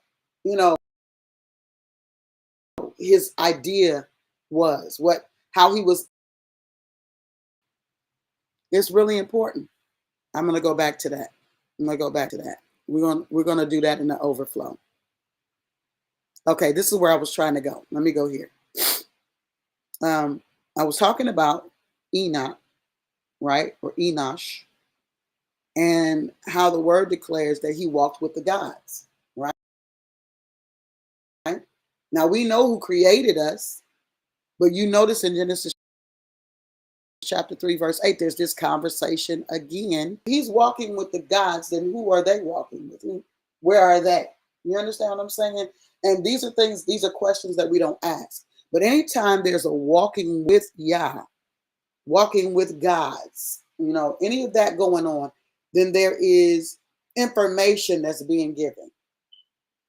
When you think about John, the Revelator, when you think about Daniel, when you think about all of these sons of Yah in their different ages and in their different appointments, when they had these encounters, when they had these times of ascension, they were being given something. Something was happening. There was a conversation that was being had. So this is, they took the book of Enoch out of the compilation of the Bible, but I don't have any doubt that the first book of Enoch is actually the writing of Enoch. Number 2 and 3 are the spirit of compilation of inspiration that the Father, has given to mankind. I don't know about that, but I know the first book does coincide with what's written, right? And things like the book of Jubilees, the book of the Kings, all these other things, they're extra canonical books, books that are outside of the canon, but there are things that are mentioned. And there's no way that Enoch could have walked with the gods for 300 years, that he could have walked in dimensions, because that's what we're talking about now, that he could have walked in those kind of dimensions and not had anything to say, because everybody that had an encounter with anything that had to do with divinity, anything that had to do with Yah, had something to say. And so much so till sometimes y'all had to say, don't talk about that. So he told Daniel, close up the book. Don't discuss it. That's for another age. That's for another time. That's for another age of man. And I believe we're in that age of man, which is why revelation is coming to us, because there are things that the Father desires to reveal to us, because our identity must be sure. Our identity must be sure. Without identity, we're gonna be all over the place, because there's some things that are happening in the earth that if you don't have an identity, if you don't know who you are, what you come from, and what your purpose is, then you're in trouble. It can't just be, I have a message that's in my spirit. I wrote it down. I don't know if I'm gonna do it on Facebook or in a live setting. Now what? Okay, so now you felt the spirit. Now what? Now you've been introduced to some things. Now what? We get stuck at the thing. We create altars and create religions and doctrines around all of these things. But there's a now growing in the grace and in the knowledge, moving from faith to faith, or grace to grace, and glory to glory, and faith to faith. There's a movement in the kingdom of Yah. It is not a stagnation. And the reason why so many people are lost and being drawn into diabolic things that they are now mixing with the things that they're calling of God or of Yah is because there is no awakening. There's just stagnation in these places that we're calling houses of God. There's stagnation. There is a growth that must happen in the sons of Yah in order for us to become. The Bible declares, now we become the sons of Yah, and it does not yet appear what we shall be. But as we see him, we are becoming like him. That means there's a consistency of encounter. There's a consistency of seeing him, where he is, what he's doing, so that we become the expression of what we're seeing, what we're hearing, what we now know. And this is important. And I know this is not the most popular thing, but guess what? And they just haven't shared them because they're more concerned about their offerings than they are about the souls of men. And that's just the reality. But you see here in Genesis chapter 3:8, just for reference, that they heard the voice of Yah walking in the garden in the cool of the day, because this is where they were. They were walking. Adam walked with Yah. He walked with the God in the cool of the day, receiving uploads, because remember, he's made in the likeness and image. I stopped saying downloads a long time ago because it's something in us already. So these things are being uploaded to the hard drive, uploaded so that we can identify the file, right? Nobody has walked in his presence. Nobody walks among the gods and doesn't have something to say about it. That was my whole point in bringing that up. I wanted to bring that up as a reference, that Adam, that original man, that new man that had never been seen, walked with Yah. And Yah would ask him things. Yah would show him things. Yah would teach him things. And see, this is that same concept that when we get over into chapter 6, you'll begin to identify with and beyond, that the watchers, the angelic agencies, began to, just like in the garden, talk about things that were not necessarily bad things, but they were not yet in the timing of God, if that makes sense. They were not in the timing, in the proper timing. So, and some of the things were just not, I don't even believe Yah was, I don't know, like the weapons thing. Why am I giving you weapons? You need weapons now because you're going to have to, I want to show you how to use them against each other. That's, weapons are a result of war, you know? So all the days of Enoch were 365 years. Now understand, 65 years he was not walking with Yah. But after he birthed Methuselah, the word declares that 300 years he walked with Yah. And then it said he walked, I'm sorry, no. Let me pull back. Hold on, please, ma'am. It said he walked with the gods. And so I read Zechariah to you, or Zechariah to you, because I wanted you to see that this is a thing, right? When you walk in divine places, you're not walking alone. There are other created beings. There are others that have translated from the earth realm into other spaces, right? And so now those are deemed those that are the executors of the estate from that dimension, right? So it says Enoch walked with the gods, and he was not, for the gods took him. And Methuselah lived 187 years and begat Lamech. And so when we look at what comes out of Methuselah, we look at Lamech, and you're going to see Lamech begins to birth all kinds of sons that begin to have all kinds of appointments. Let's look at Lamech and see what his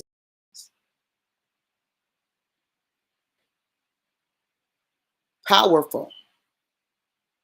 Lamech's name means powerful. And that is the only conversation that comes out of his name. It's powerful. And you know, everything is a two-sided coin.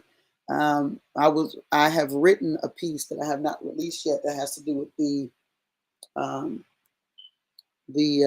10 spies. The dark psychology of the 10 spies is the name of the work. And what the Father did with that is he gave me the meaning of the names of the sons, and he also gave me what their what they relayed to the people that caused the people to not trust Yah. You notice there's this theme of deception. There's this theme of, or this thread of the breath work, men expressing something, breathing something, and then others taking that in. This is why it's such a crucial place to identify where you are inhaling. from what breath are you inhaling? It's very necessary to know that, because the breath that you inhale is what you become. And the word declares that when Yah breathed into the nostrils of the man that he formed, that he became a living soul, an enlivened soul. But what he was enlivened with was all that Yah was, right? All that Yah was, and everything that he had already created, all the gods that he had created up at that point, whether earthly or celestial at that point, were all breathing according to what he had created. Okay. And it goes back to this whole point of choice, right? We got to understand that Yah has given us the ability to choose something. He's given us the ability to choose something. And that's all of his creation has that ability. Angels have that ability. Angels and gods. That would include mankind, right? We have the ability to choose. And the reason why Yah gives the ability to choose is because he, just like anybody that desires a relationship, you don't want to have to make somebody or obligate somebody to love you. What sense does that make? When you make the decision to love him, it produces something. When you make the decision to choose him, you become something. But when you make the decision against that choice, you also are becoming something. That's the title of today's conversation. So we got Lamech, which means powerful, right? Okay. Let's go back here. And he is the fifth descendant from Cain. He's also the husband of Ada and Zillah. But I want you to see what happens after this. He's also the father of Noah, Noach. Lamech is Noach's father. Okay? Powerful. So he creates something powerful. Look at this. We're going to get out of chapter 5 in a minute. And Methuselah lived after he begat Lamech 782 years and begat sons and daughters. And all of the days of Methuselah were 969 years, and he died. And Lamech powered 2 years and begat a son. It says he begat a son. After living 100, he begets a son. No son comes of his loins for 182 years. But after 182-year mark, he begets a son. And he called his name Noach, saying, "This shall comfort us concerning our work and toil of our hands, because of the ground which Yah hath cursed." He declared Noach to be the breaker. Remember, I told you, anytime Yah wants to do something new, anytime he wants to shift gears, he's going to use somebody. He's going to use a vessel to shift gears. Let's look and see what Noach means. Let's see what his name means. You go back in your own study time and put these names together so you can see what we're coming up to and what the interruption, that there was an interruption there. It means rest. Noach's name means rest. And this is what his father declared concerning him. He said, listen, Noach is that guy. He's the one. Now we're going to get some rest. We're not going to have to, after Noach, it's going to begin to be, the earth is going to be blessed again. Because one of the things that the Father says, you'll see it when we get to it, where he begins to talk to Noah. He said, no, the earth is going to yield for you. Yeah, it was a resetting. It's a resting place. Noach, resting place. We're going to find rest now. We're not going to have to toil anymore. And you'll see there's a pattern throughout time. There's this consistent thread of mankind jacking a thing up to reset it so that it is restored back to its original setting And then mankind jacks it up again, right? Because it's the inclination of darkness. This is what the ultimate sacrifice was for. The finished work of the Mashiach was for. So that we could make a choice that was more rooted in the reality of what we need to be. We could make this choice and know that, listen, I don't have to go through all these ups and downs, these ins and outs of my allegiance to something. Now, that doesn't mean I'm not going to be challenged. That doesn't mean I'm not going to be tried, because people get that messed up. They get it mixed up. Just because you're in allegiance with Yah doesn't mean you will not be tried. You have to be tried because you have to be proven so that you become the vessel of honor that you need to be to express the image that you're called to express, right? And because we've been born into this world, born into this earth, we've been born to the parents we've been born to, the lineages, the family line we've been born to. It's things chasing the family line. It's things or threads that have been created throughout the family line. When I say chasing, I'm dealing with threads that have been created, by us, by our own creation. Okay, we see what's happened with those different generations. It was leading up to something. The fall began to create a dynamic that began to create what we get ready to get into in chapter 6, an opportunity, right? An opportunity. So Noach deals with rest, and his father prophetically declares, now this is the rest that we've been waiting for. It also, when you look into some extra conversations, Noach, it discusses that he was different, which is the same conversation that we see when we see Moshe. It says there's something that was different about him, and so they knew, based on his difference, that he was the one. His father declared it. He's the one. He's the one that's going to change all of this for us. And so here we are in verse. We are in verse 30. We're going to shift over to 6. And Lamech lived after he begat Noach 595 years and begat sons and daughters. And all the days of Lamech were 770 died. And Noach was 500 years old, and Noah begat Shem, Ham, and Japheth. See that? He was 500 before he began to bear anything. But notice that Noach had sisters and brothers. I just want you to make a note of that. Noach was not the only child. He had sisters and brothers, because after Lamech, in verse 30, beget Noah at 595 years, he then beget sons and daughters. Okay, let's go to chapter 6. Are y'all with me? Are y'all with me? GP, are you with me? Let's go to chapter 6. We tracking. We only got to go to 7 today. So I don't know how far I'm going to get into 6 today. I want to read it. So I'm going to read it first because I want it to be ready. Far I'm going to get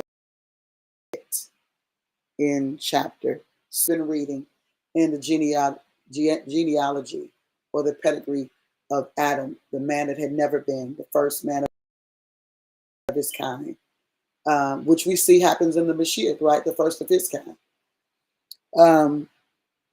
has led up to this point. His fall created something. And what I love about this, I need you to see the character of Yah in this thing. When we read about Seth, I want you to recall that it talked about Adam, now at that point, meaning that particular man, entering into a rest. Seth began to create this renewal for Adam, for mankind. He was the beginning of a renewal, the opportunity for renewal. And so oftentimes we have, like I said, these questions about, well, what happened with Adam? He failed. Did he, Seth, that time of Seth being born was a restorative place for Adam, because the word discusses that he was made in the likeness and image of Adam, which was original conversation. not what he had become, but there was a restoration. And in that restored image, something was being created. However, the thing that we have to be mindful of is that when we step into these spaces, this is why prayer is so important. This is why intercession is so important, because we've created some things in our ignorance. We've created some things. Some of us were deceived into creating those things, and others of us um, were convinced or already desiring something and created that. But either way it goes, something was created. So now when we awaken to this reality that we've created something, now we have to be mindful of that which is coming up behind us, right? Which is why Yah is restoring intercession in this hour in a way that he's never restored it before, and giving us clarity and understanding about how prayer works and what prayer is, and the engagements of prayer, the different positions of prayer, and all of that. When I say positions, I don't mean closing your eyes and bowing your head. I'm talking about postures or dimensions of prayer, right? Because there are a such thing as dimensions. So here we are, chapter 6. We've led up to this point. All the names up until this point had something to do with what now after that is going to take place. Genesis 6:1, it says, and it came to pass when men began to multiply on the face of the earth. And we know they multiplied because we saw that they beget sons and daughters, right? And daughters were born unto them. That the sons of God saw the daughters of men, that they were fair, and they took them wives of all which they chose. Now, this is I can really take this earpiece out my ear now because it's going to work my nerves. This is open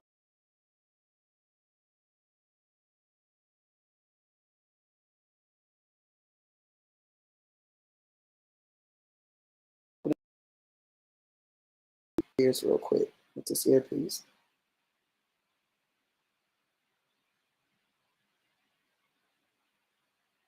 Let me know that you can hear me.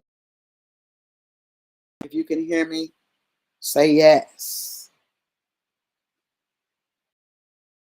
Say yes if you can hear me.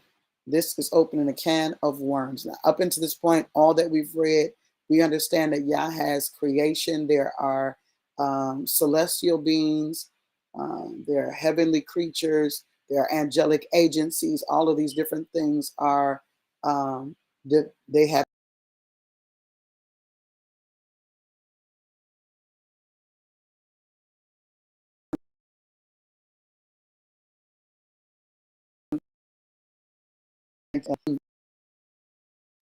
have been allowed to express his image by putting their hands to creating things, right? Which is what he's calling for his sons to do. And so now that the sons of God saw the daughters of men, and we have to identify with this because the first time we ever heard this term sons of God, it was referring to angelic agents, the sons of God, which meant they were gods of sorts, right? Saw the daughters of men, that they were fair. Now, when we look at this, we understand that this situation was a result of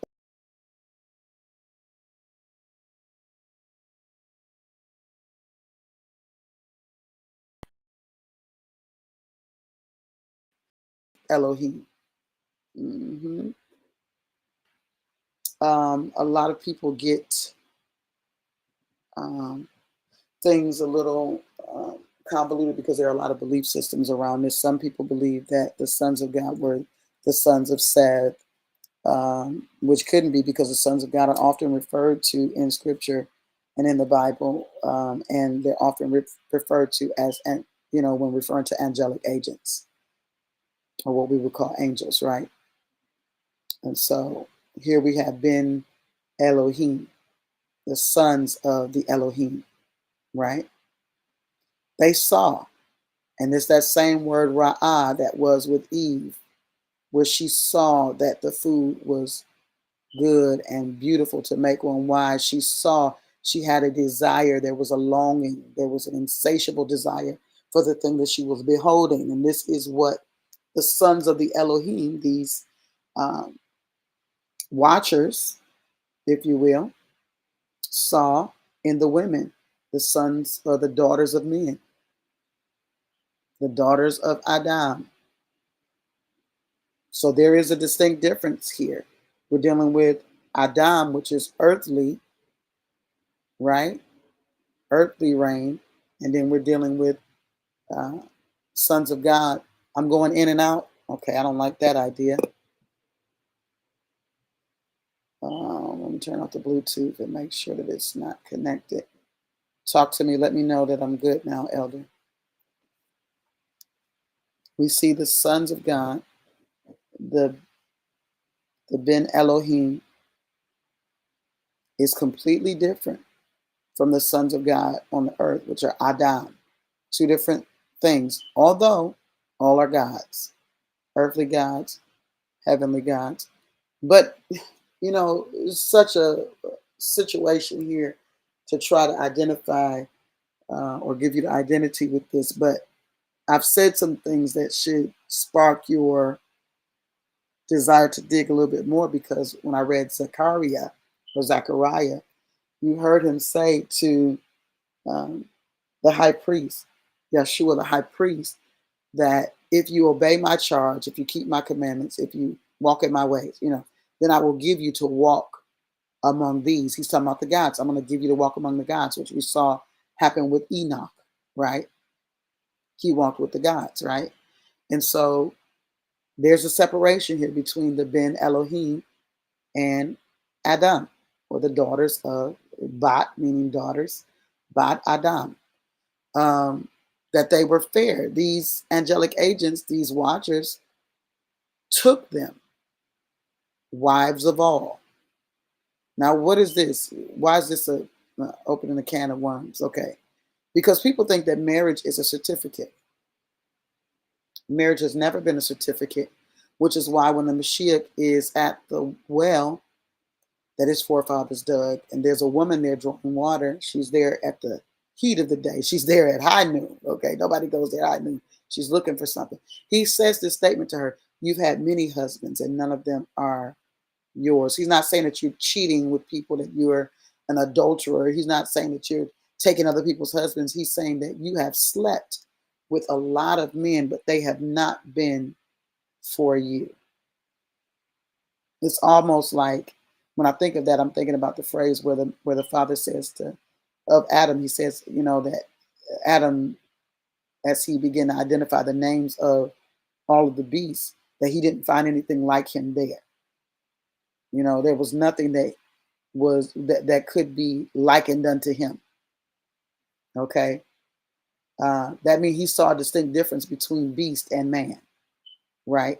So when the master says you've had a lot of husbands, he's saying, no, you've slept with a lot of people. I mean, you've slept with a lot of men. Not that she was a whore. That wasn't the point of the conversation either. But she was dissatisfied because she had not come in contact with that which would fulfill, that which was in alignment with who she was and what she was called to be. He said, no, you've had a lot of husbands. So marriage is not the certificate, y'all. It's never been that. This is why the word also declares that a man that sleeps with a whore becomes one with her. One. It's the oneness. The unity comes from the consummation. So a lot of us have had a lot of husbands and a lot of wives, right? And they just were not the one, the wife, the husband. Okay. So he said, yeah, you've slept with a lot. So he says here that these angelic agents in verse 2 begin to take the women and begin to consummate with them. And this is what made Yah say, my spirit shall not always strive with man. Because now there's a new creation of mankind. He says, for that he also is flesh. He's spirit, but he's also flesh. Yet his days shall be 120 years. And a lot of people take this to mean that man can only live 120 years. I don't, that's not what this conversation is about. First of all, he said, my spirit shall not always strive with man. Let's start there. He's saying that in the position of striving, the best a man is going to get out of me that is operating in flesh is 120 years. You understand that? That's not saying that man can only live 120 years. It's just saying that in this state of striving, the best you're going to get is that. Well, of course, we know now people not even living that long. Now, I do have some 100-year-old aunts, And I've seen some conversations about some other people that are 115, 105. These things are a reality. But this conversation is directly a result of this consummation and what it creates. Because remember, everything that we were dealing with in the lineage leading or the pedigree leading up to this point, this is the creation of the disobedience. This is the fulfilling of, like this, like the Father often says there, this one, the how does he phrase it? The sin of the Amorites is not yet full yet, right? So I'm not going to wipe them out yet because I need their sin to be full yet. I need them to fulfill everything they need to fulfill and get to that place where it's full, right? And so it's the same thing here. What the fall produced or began to produce was this cycle of um, descending man descending into this lower identity, right? And so this was an opening. So here we see these angelic agents that take their position on Mount Hermon to do this duty. And this goes to the point that there are those that lose their estate, the angelic agents that lost their first estate. When we think about the third of the stars being drawn, we think all this stuff happened all at one time. It's a consistency. There's a consistent losing of estate as far as it pertains to angelic agents, because watchers, angelic agents, are consistently the diabolic ones. There are always those that have this new idea or this new concept of what they want to do.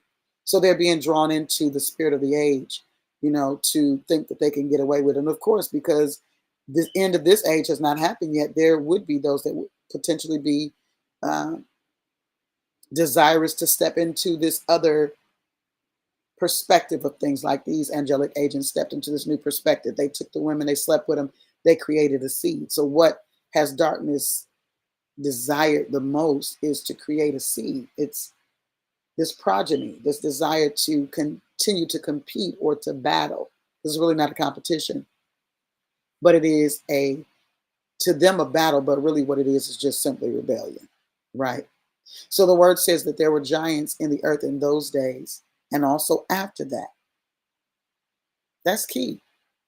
Got to understand, it says there were giants in the earth in those days and also after those days, when the sons of Yah, the sons came in unto the daughters of men. You see, I'm correcting myself in midair, because once we have rehearsed the thing for so long, even if we know something different, once we've rehearsed it for so long, to try to give the message to others, then we got to keep correcting ourselves, which is, it's a daily thing.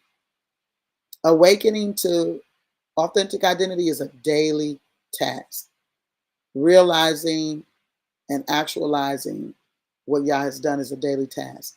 It says there were giants in the earth in those days, and also after that, when the sons of the Elohim came in unto the daughters of men, and they bare children to them, the same became mighty men. Remember that? Mighty men. Who was mighty? Men of might or mighty men, one of those sons that was born, which were of old, men of renown. Men of renown. Let's look at this word renown. Mighty men. This dealing with gods. Dealing with gods, and I'll show you that. Give me a second. Let me pull it up. Oh, the sons of God, the sons of Elohim. Okay, here we go. Mighty men. Gabor. This word Gabor comes from, it's coming from the word Gibborim. It's the foundation of the word Gibborim, which deals with champion. It deals with strongest, mightiest men. It also deals with giants. Okay? So we deal with the word Gibor. ultimately translating into Gabar, which is exceeding strong. It's a confirmation of a covenant, something that prevails. And this is where we get the terminology of giant from. Okay, let's go back. Men of renown. That's what I was going after, that word renown. We're doing good, y'all. Yep, absolutely. A mighty one. Come on, elder. Somebody been reading. A mighty one. And you know what's funny? I love the movie 300. If you ever get a chance to watch that movie, go watch it. 300 is amazing. I think that it shows some very good imagery of what it means to become, because this son of the king, the son of the Elohim, the son of a king, of a mighty one, he is weak originally, but because he takes on the nature of this darkness, he becomes something greater, something bigger. Y'all go watch 300. This is a good movie. It's one of my favorites, just because it so prophetically depicts some of the things that I've read. You know, mighty men, which were of old, men of renown. This word renown is the word, I want to pronounce it, Shin, which almost looks like um, men of great name, men of great reputation, um, men of fame, something that's going to be remembered, right? Um, so let's keep reading. Something to report about, men that'll be worth reporting on. Okay, you're going to remember this. You're not going to forget this thing that's being created. And it says, and hold on, let's go back down.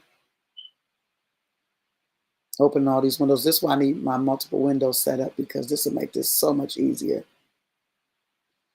And it says here that Yah saw the wickedness of man. So now we went from walking with the Elohim, walking with the gods, and all of that, to now Yah seeing and Yah saying, right? And this is important, that we look at this and see that we remember in the beginning, Yah said that it was good. And this was Elohim created. And so this is why this is important to know that, because Elohim, the gods, created, they recreated what Yah had already done. They were putting things back in order. And Yah said, this is good. Brother brought to bear that that seventh day was a new day. It was a day like no other. It had no ending to it, right? It had no ending to it. And so this is the place that the Father desires us to step into. But it says that Yah saw that the wickedness of Adam was great in the earth, and that every imagination, remember we're dealing with Yesir, the imagination, the actionable images, something that is planted in the mind because of exposure, right? Yatsir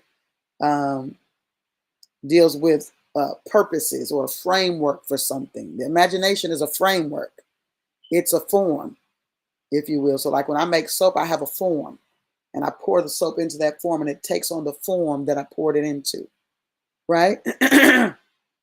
So this is an intellectual framework that comes of a thing. It's figuratively conception. Imagination is a conception, a birthing in the mind. Now we got to be mindful of what that imagination is. Is it contaminated or uncontaminated? And we'll see what happens here. Okay. Y'all with me? I see 3 people left in the room. Let's go. Like I said, the next week, I'm going to do my best to make sure that my computer is clear and there's not a lot going on, so that I can post up the scripture so that you guys can begin to trek with me as far as the study is concerned. Those that are on that have been with me for some time know what this looks like, and I will even potentially pull up my other study tools so that you can identify with that as well. It says, and it repented Yah that he had made man on the earth, and it grieved him at his heart. You know, Yah has feelings, y'all. He does. He has emotions. I'm sorry, he has feelings, but it says it repented him. Let's look at this word repented. Let's look at the word repented so you can have some clarity. That word is naham, in the Hebrew, which means it did not bring him any more comfort. So we got to understand what this concept is. To repent don't mean he turned away from the thing or that he changed his mind necessarily. It meant that he was no longer comforted by what he created. Yeah. That what he created now, he began to pity. He began to be moved to pity and grief concerning the thing that he created. Not he was sorry that he created it, but he was no longer comforted by what he created.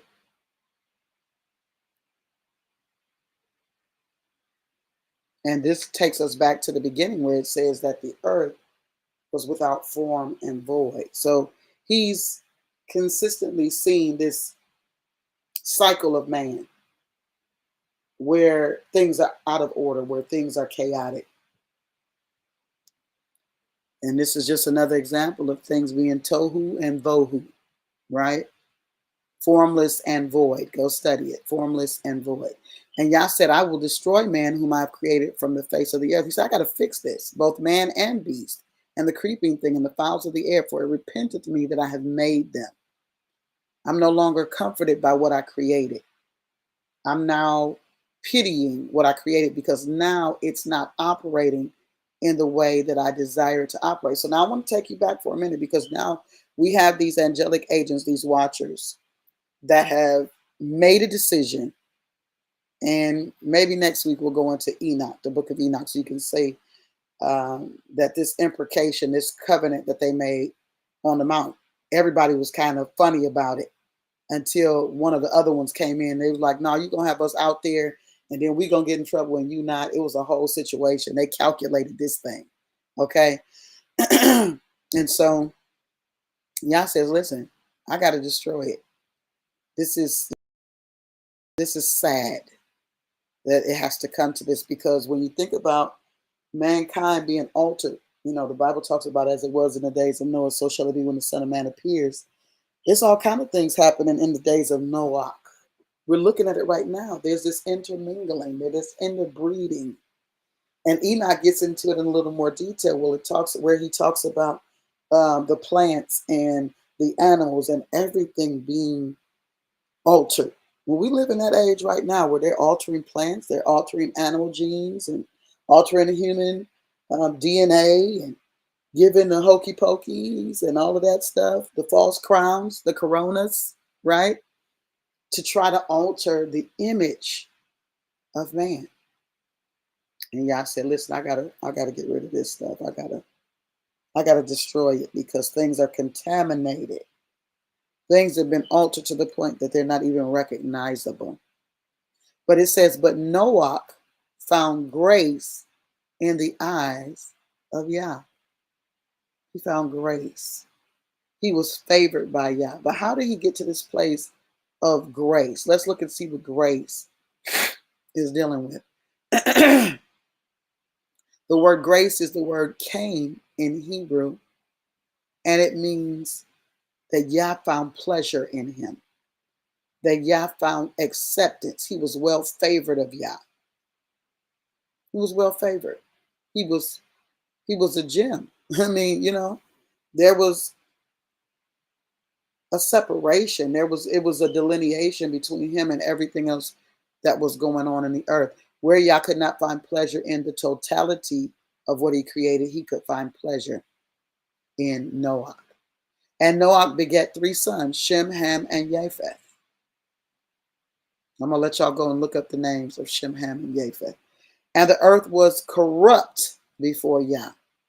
And the earth was filled with violence. We are right back. This is only Genesis chapter 6. Genesis chapter 1, we was just looking at the chaos. We was just looking at the inoperability of mankind. Because I told you it was not just the earth as in the terrain, but the earth as in mankind, because man is made out of that earth. All of this stuff is connected. It's all that Yah created is connected. And so it says that the earth was corrupt before him. But Noah found favor. And Noah begat 3 sons. Earth was filled with violence, and Yah looked upon the earth, and behold, it was corrupt, for all flesh had corrupted his way upon the earth. Now, this is where we get into that concept of what I was just sharing with you. Where I don't understand this text message that I keep getting all day about I'm about to incur overtime. Well, honey, if that means I'm getting paid more in the spirit, I love it, okay? But I've been getting this text for days. I need to call the number and see what happens when I call the number, because it keeps texting me, you're about to incur overtime. Overtime is higher pay, so I received that. I don't know what the text is coming from, but I understand my perspective of what that is. So it said all flesh had corrupted his way. And let's just look at that. And then I think I'm going to let y'all go after I read through. I'm going to read all the way to 7, then I'm going to let y'all go, because we're going to have to pick back up here next week. But let's look at 12 a little more closely. Okay, so now we went from Yah, right? And I'm going to give y'all that verse again. All the earth. Let's do verse 11 first. Also, all the earth was corrupted before Elohim, right? So we went from Yah dealing with, I'm going to destroy it. Remember, the Elohim were the ones that recreated. Now we're looking at the fact that everything is out of order again. And so the Elohim saw the earth was also corrupt before the Elohim, and the earth was filled with violence. Do I need to pull that verse up again? Let me see. How long?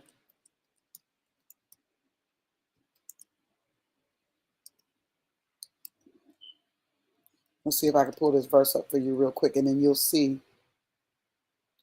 I believe it's in, there's a conversation that Yah has with the Elohim, and I believe it's in Psalm. I believe it might be in 82, Psalm 82. Yeah, it's in Psalm 82. Let me pull that up so you understand what's happening here and what's about to happen. Psalm 82. It says, Yah standeth in the congregation of the gods. Some say the mighty ones. God standeth in the congregation of the mighty ones. He judgeth among the gods. And he says this, how long will you judge unjustly and accept the persons of the wicked? Defend the poor and fatherless, do justice to the afflicted and needy, deliver the poor and needy, rid them out of the hand of the wicked. They know not, neither will they understand. They walk on in darkness. All the foundations of the earth are out of. Listen, the word interprets itself. It don't need no help. I promise you. If you read the word with understanding, if you read it with clarity, if you read it with revelation, you're going to see exactly what's being said. It's going to be revealed to you. But if you are reading it from what you were told, and you're not studying the word to be approved of Yah, to be the expression of Yah, so that you can repeat. Hey, I see my sister, Prophet Marlise, in the room. Prophet, I love you, girl. Absolutely. Galactic Grand Rising to you, sis. I should bring you on here so you can read for me. You busy? You're all in prayer? Bring you on here and let you read, girl, because I need some backup so I can stay focused here. So Psalm 82, y'all write that down. There's many more Psalms that discuss the gods, but I always like to share that one because it is one of the first verses that I ever saw that discussed gods. Then you get all the way into the testament that they call new, or the new covenant. And you see Yah saying to the religious leaders of his day, the industrial complex of his day, has not the scripture said ye are gods? Well, that happened in the Psalms. Has not the scripture said that ye are gods, and all of you children of the Most High? Okay. Where am I? I'm in chapter 5, and I'm on a whole nother thing here. Here we go. I'm on chapter 6. I'm sorry. I'm in chapter 6. We're not going back. It says the earth was also corrupt. Here we go with this earth again, being corrupt.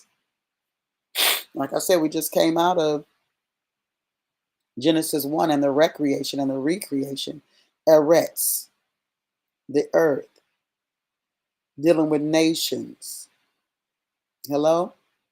This is important. We got to know which thing, dealing with nations, dealing with a way. Yeah. Then you got the references to the work, to the land, to the earth, and all of that. Because understand, when mankind is out of sorts, then the earth is out of sorts. Why do we have scriptures like the earth, all of creation is groaning, right? And it's awaiting, is desiring, it's in travail, waiting on the manifestation of the sons of Yah. Why? Because everything is out of sorts. And when mankind is out of sorts, then the earth is out of sorts. It's not operating as it should. So it is a two-sided coin. It operates in both ways. Okay?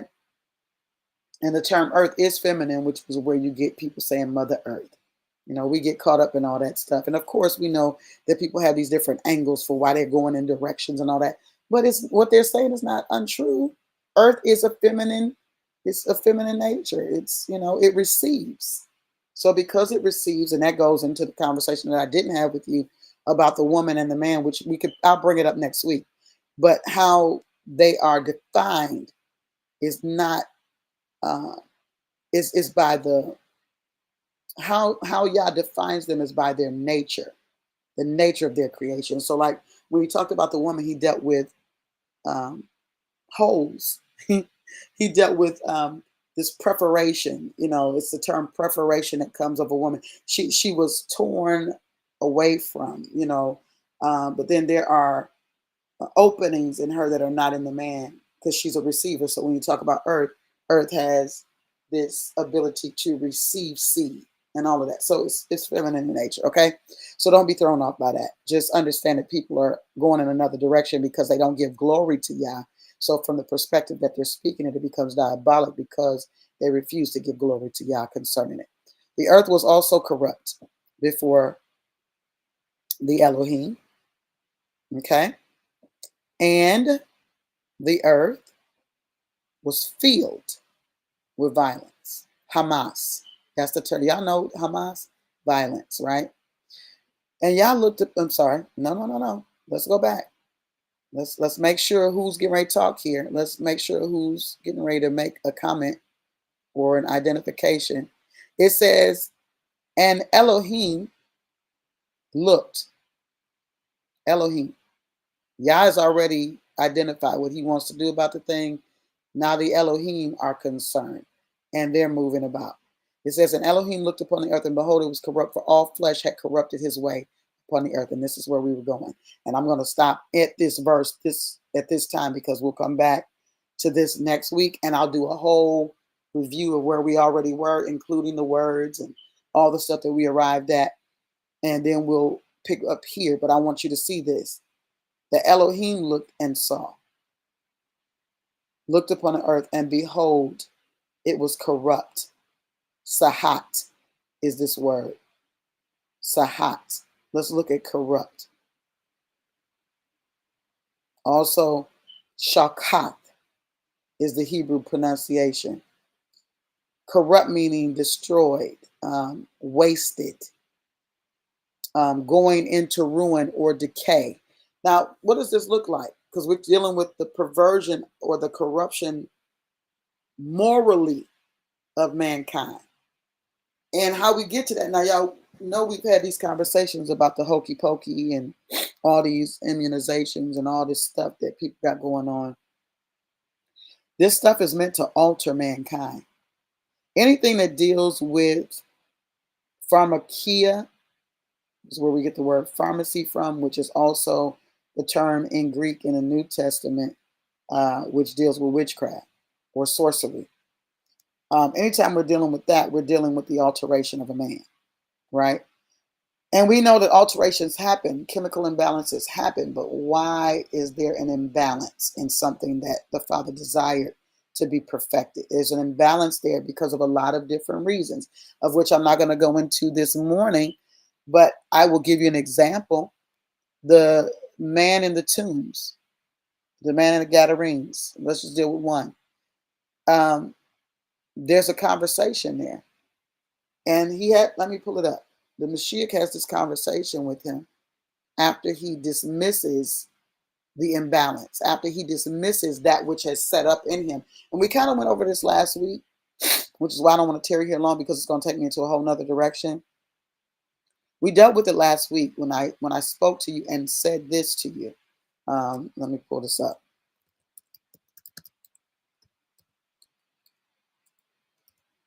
When I said this to you, what happens with mankind is that we are impressed, something is impressed upon us, something is projected. It's a conversation. We know that there's a prince of the power of the air. There's a spirit that is in the culture and the age, right? And that spiritual culture of the age is a diabolic nature. And all this stuff transitioned when Adam, the first Adam, who was a man that had never been before, turned over his authority as a God in the earth to keep things subdued, to keep things subjected. And so out of this lack of subjecting things and keeping things in their proper order and place, chaos was created, right? So here we go. We're looking at now this man who is dwelling among the tombs, Mark chapter 5. And I want to look at, he's crying and cutting himself. But what I was saying to you was that what happens is the thoughts that become things begin to set up these walls or these fortresses, if you will. They begin to set up these standards, and they're not good standards. They're walls that we don't want to be penetrated because we've been doing the thing for so long. And these things get set into mode and they become systems, cycles that become systems, and these systems become way of life. And so the thing that we're dealing with is not necessarily an external enemy.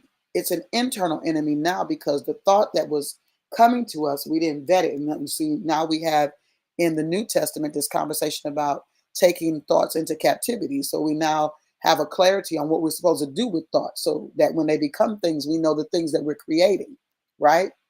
And so we now know that. But these thoughts that became things in the garden began to start a course, begin to set a course for mankind, this descending course.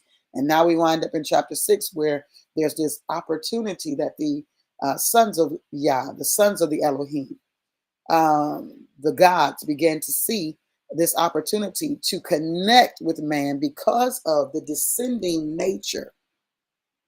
The descending nature. It was an opportunity for seed. It was an opportunity to create after its own kind again, right?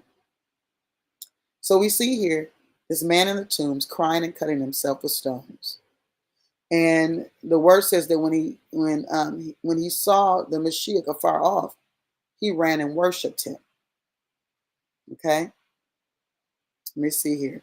I'm going to go to verse 3. I'm just read it to you. It says, who had his dwelling among the tombs, talking about the man that was in the tombs, and no man could bind him, no, not with chains, because that he had been often bound with fetters and chains, and the chains had been plucked asunder by him, and the fetters broken in pieces.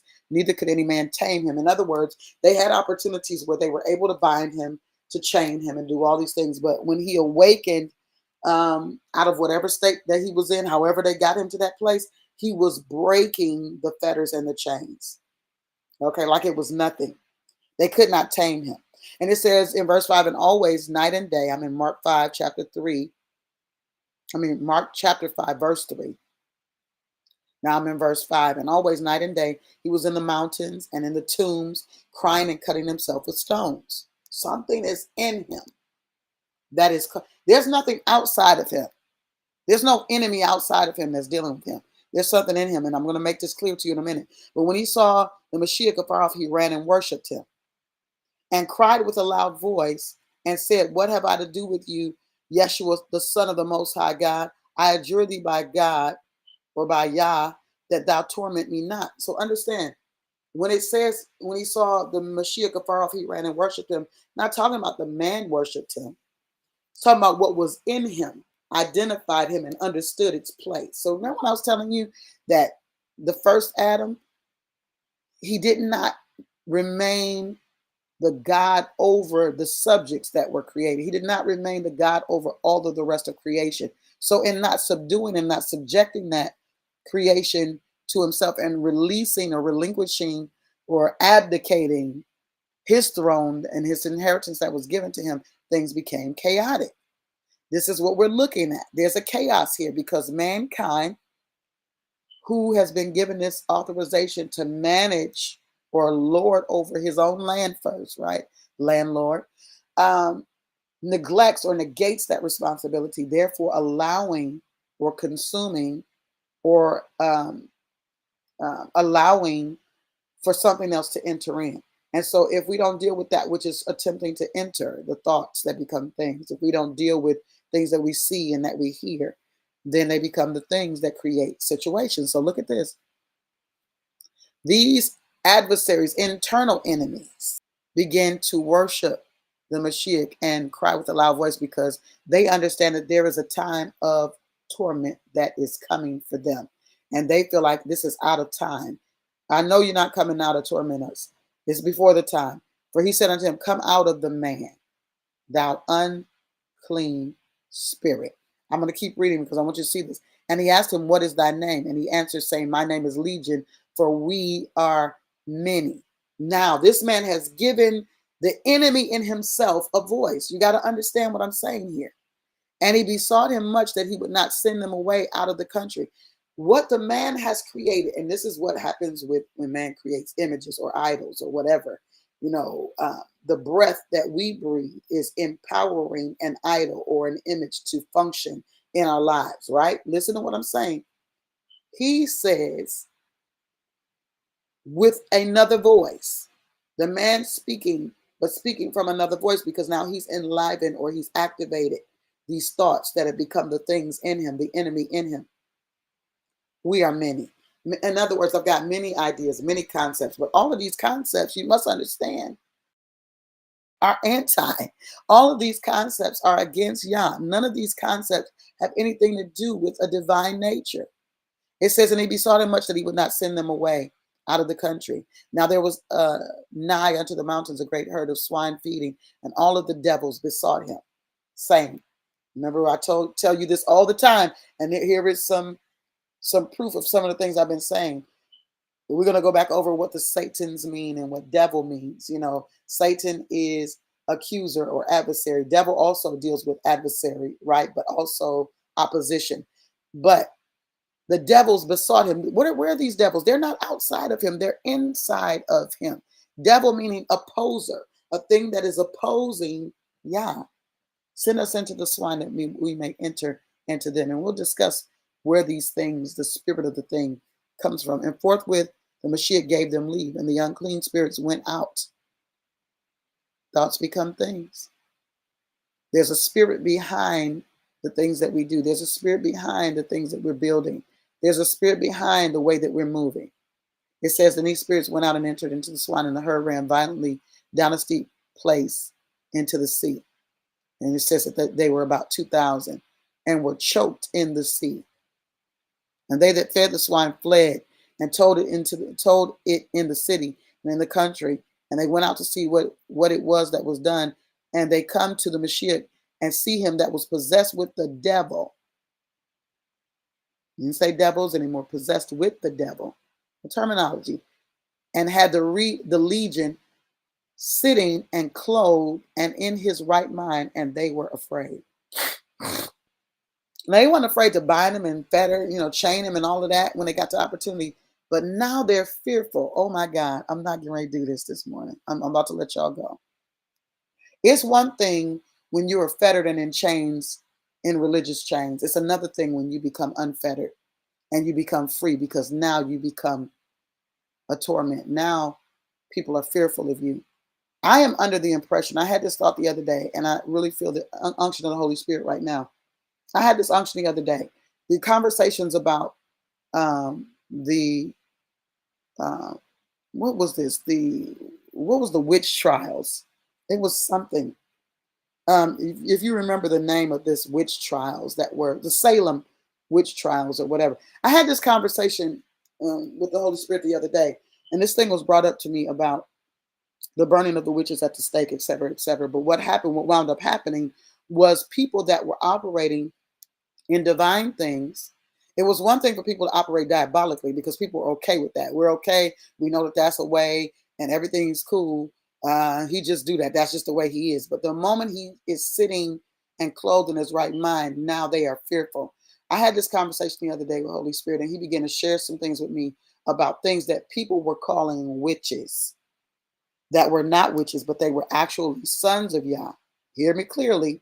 Not saying that witches don't exist, they do, and witches um, operate outside of the divine thing, but people were titling things a certain way because people use certain things. They use scripture, they use different things to operate from, just like slave drivers used the way scripture was written or translated to make okay to have slaves and to be slaves and to do all that, right?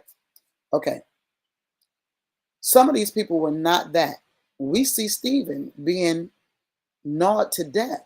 Okay, we see many of the disciples, the apostles, being dealt with in a way. They were not witches, but they were being deemed something, and this is why they were being made rid of, because they were creating an issue in the environments, in the regions. Okay, and so when you look at this, he's sitting and clothed in his right mind, and now they're afraid. And they that saw it told them how it befell to him that was possessed with the devil, and also concerning the swine. And they began to pray him to depart out of their coast. Get out of here. Get out of here. And when he was come into the ship, he that had been possessed with the devil prayed him that he might be with him. Howbeit, the Mashiach told him no. But he told him, go home to thy friends and tell them how great things Yah hath done for thee, and hath compassion on thee. And he departed and began to publish in Decapolis how great things the Mashiach had done for him. And all men did marvel. All men did marvel. There's another conversation, and you'll notice how the Mashiach deals with the different people. But there are other situations where these thoughts that became things that created a standard in people, and these devils had just run roughshod over people. And when cast out, the master or the Mashiach says, go and sin no more. Don't go back and do the thing you did to get here, in other words. Because how you got you, and when I say doing, I'm not just saying, oh, well, they was drinking, they was doing this, and this is how these devils. No, understand, spirits are spirits, and things will enter, because if you give them a space, which goes back to what I said, whatever you give a space is what you worship, and whatever you worship is what will have rulership, what you enliven, what you authorize to rule you. But it can't rule you by itself. You understand what I'm saying?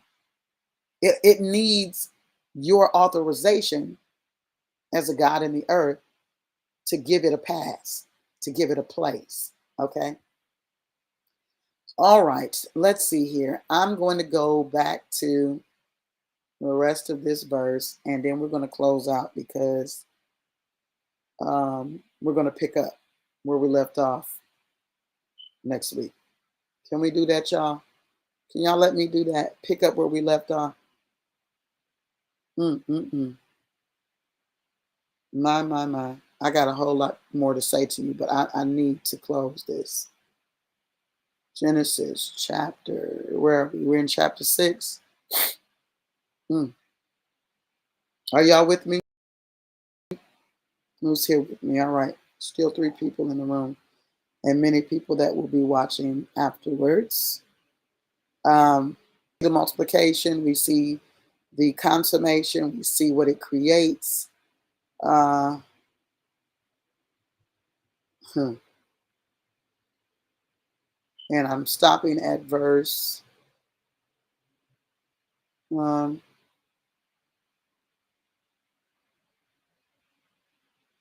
yeah, verse 12 is where I'm stopping.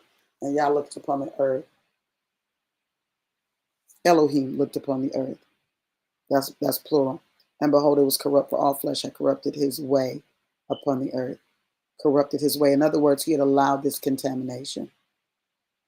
Nothing could corrupt its way.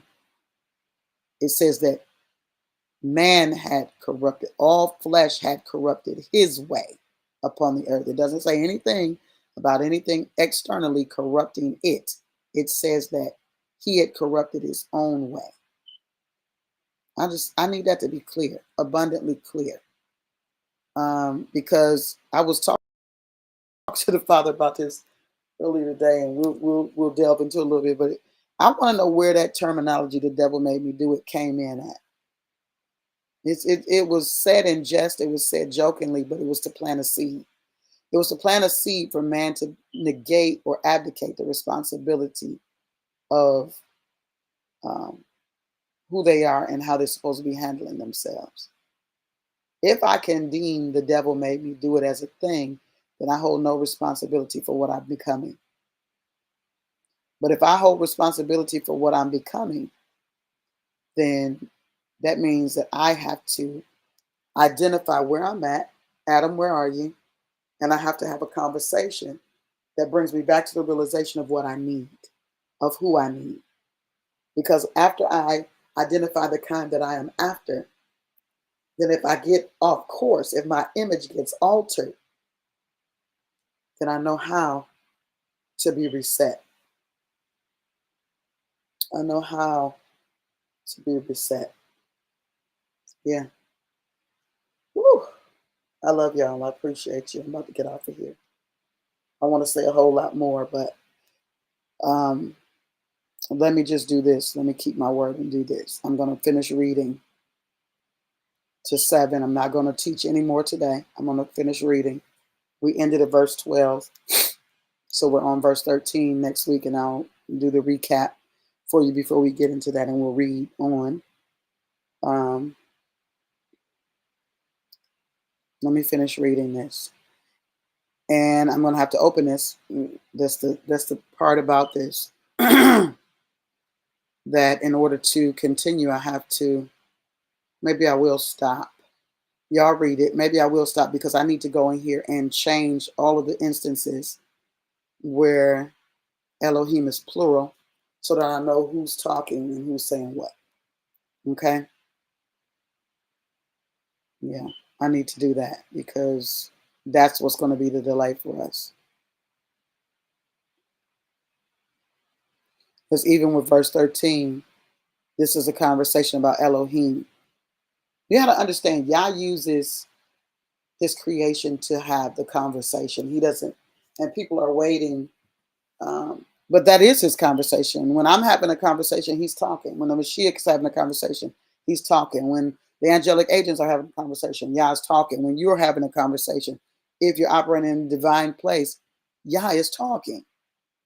So you should not have a problem with the concept of him using the gods to do his bidding, just like he used the angelic agents, which are the sons of God, which are gods in themselves, right?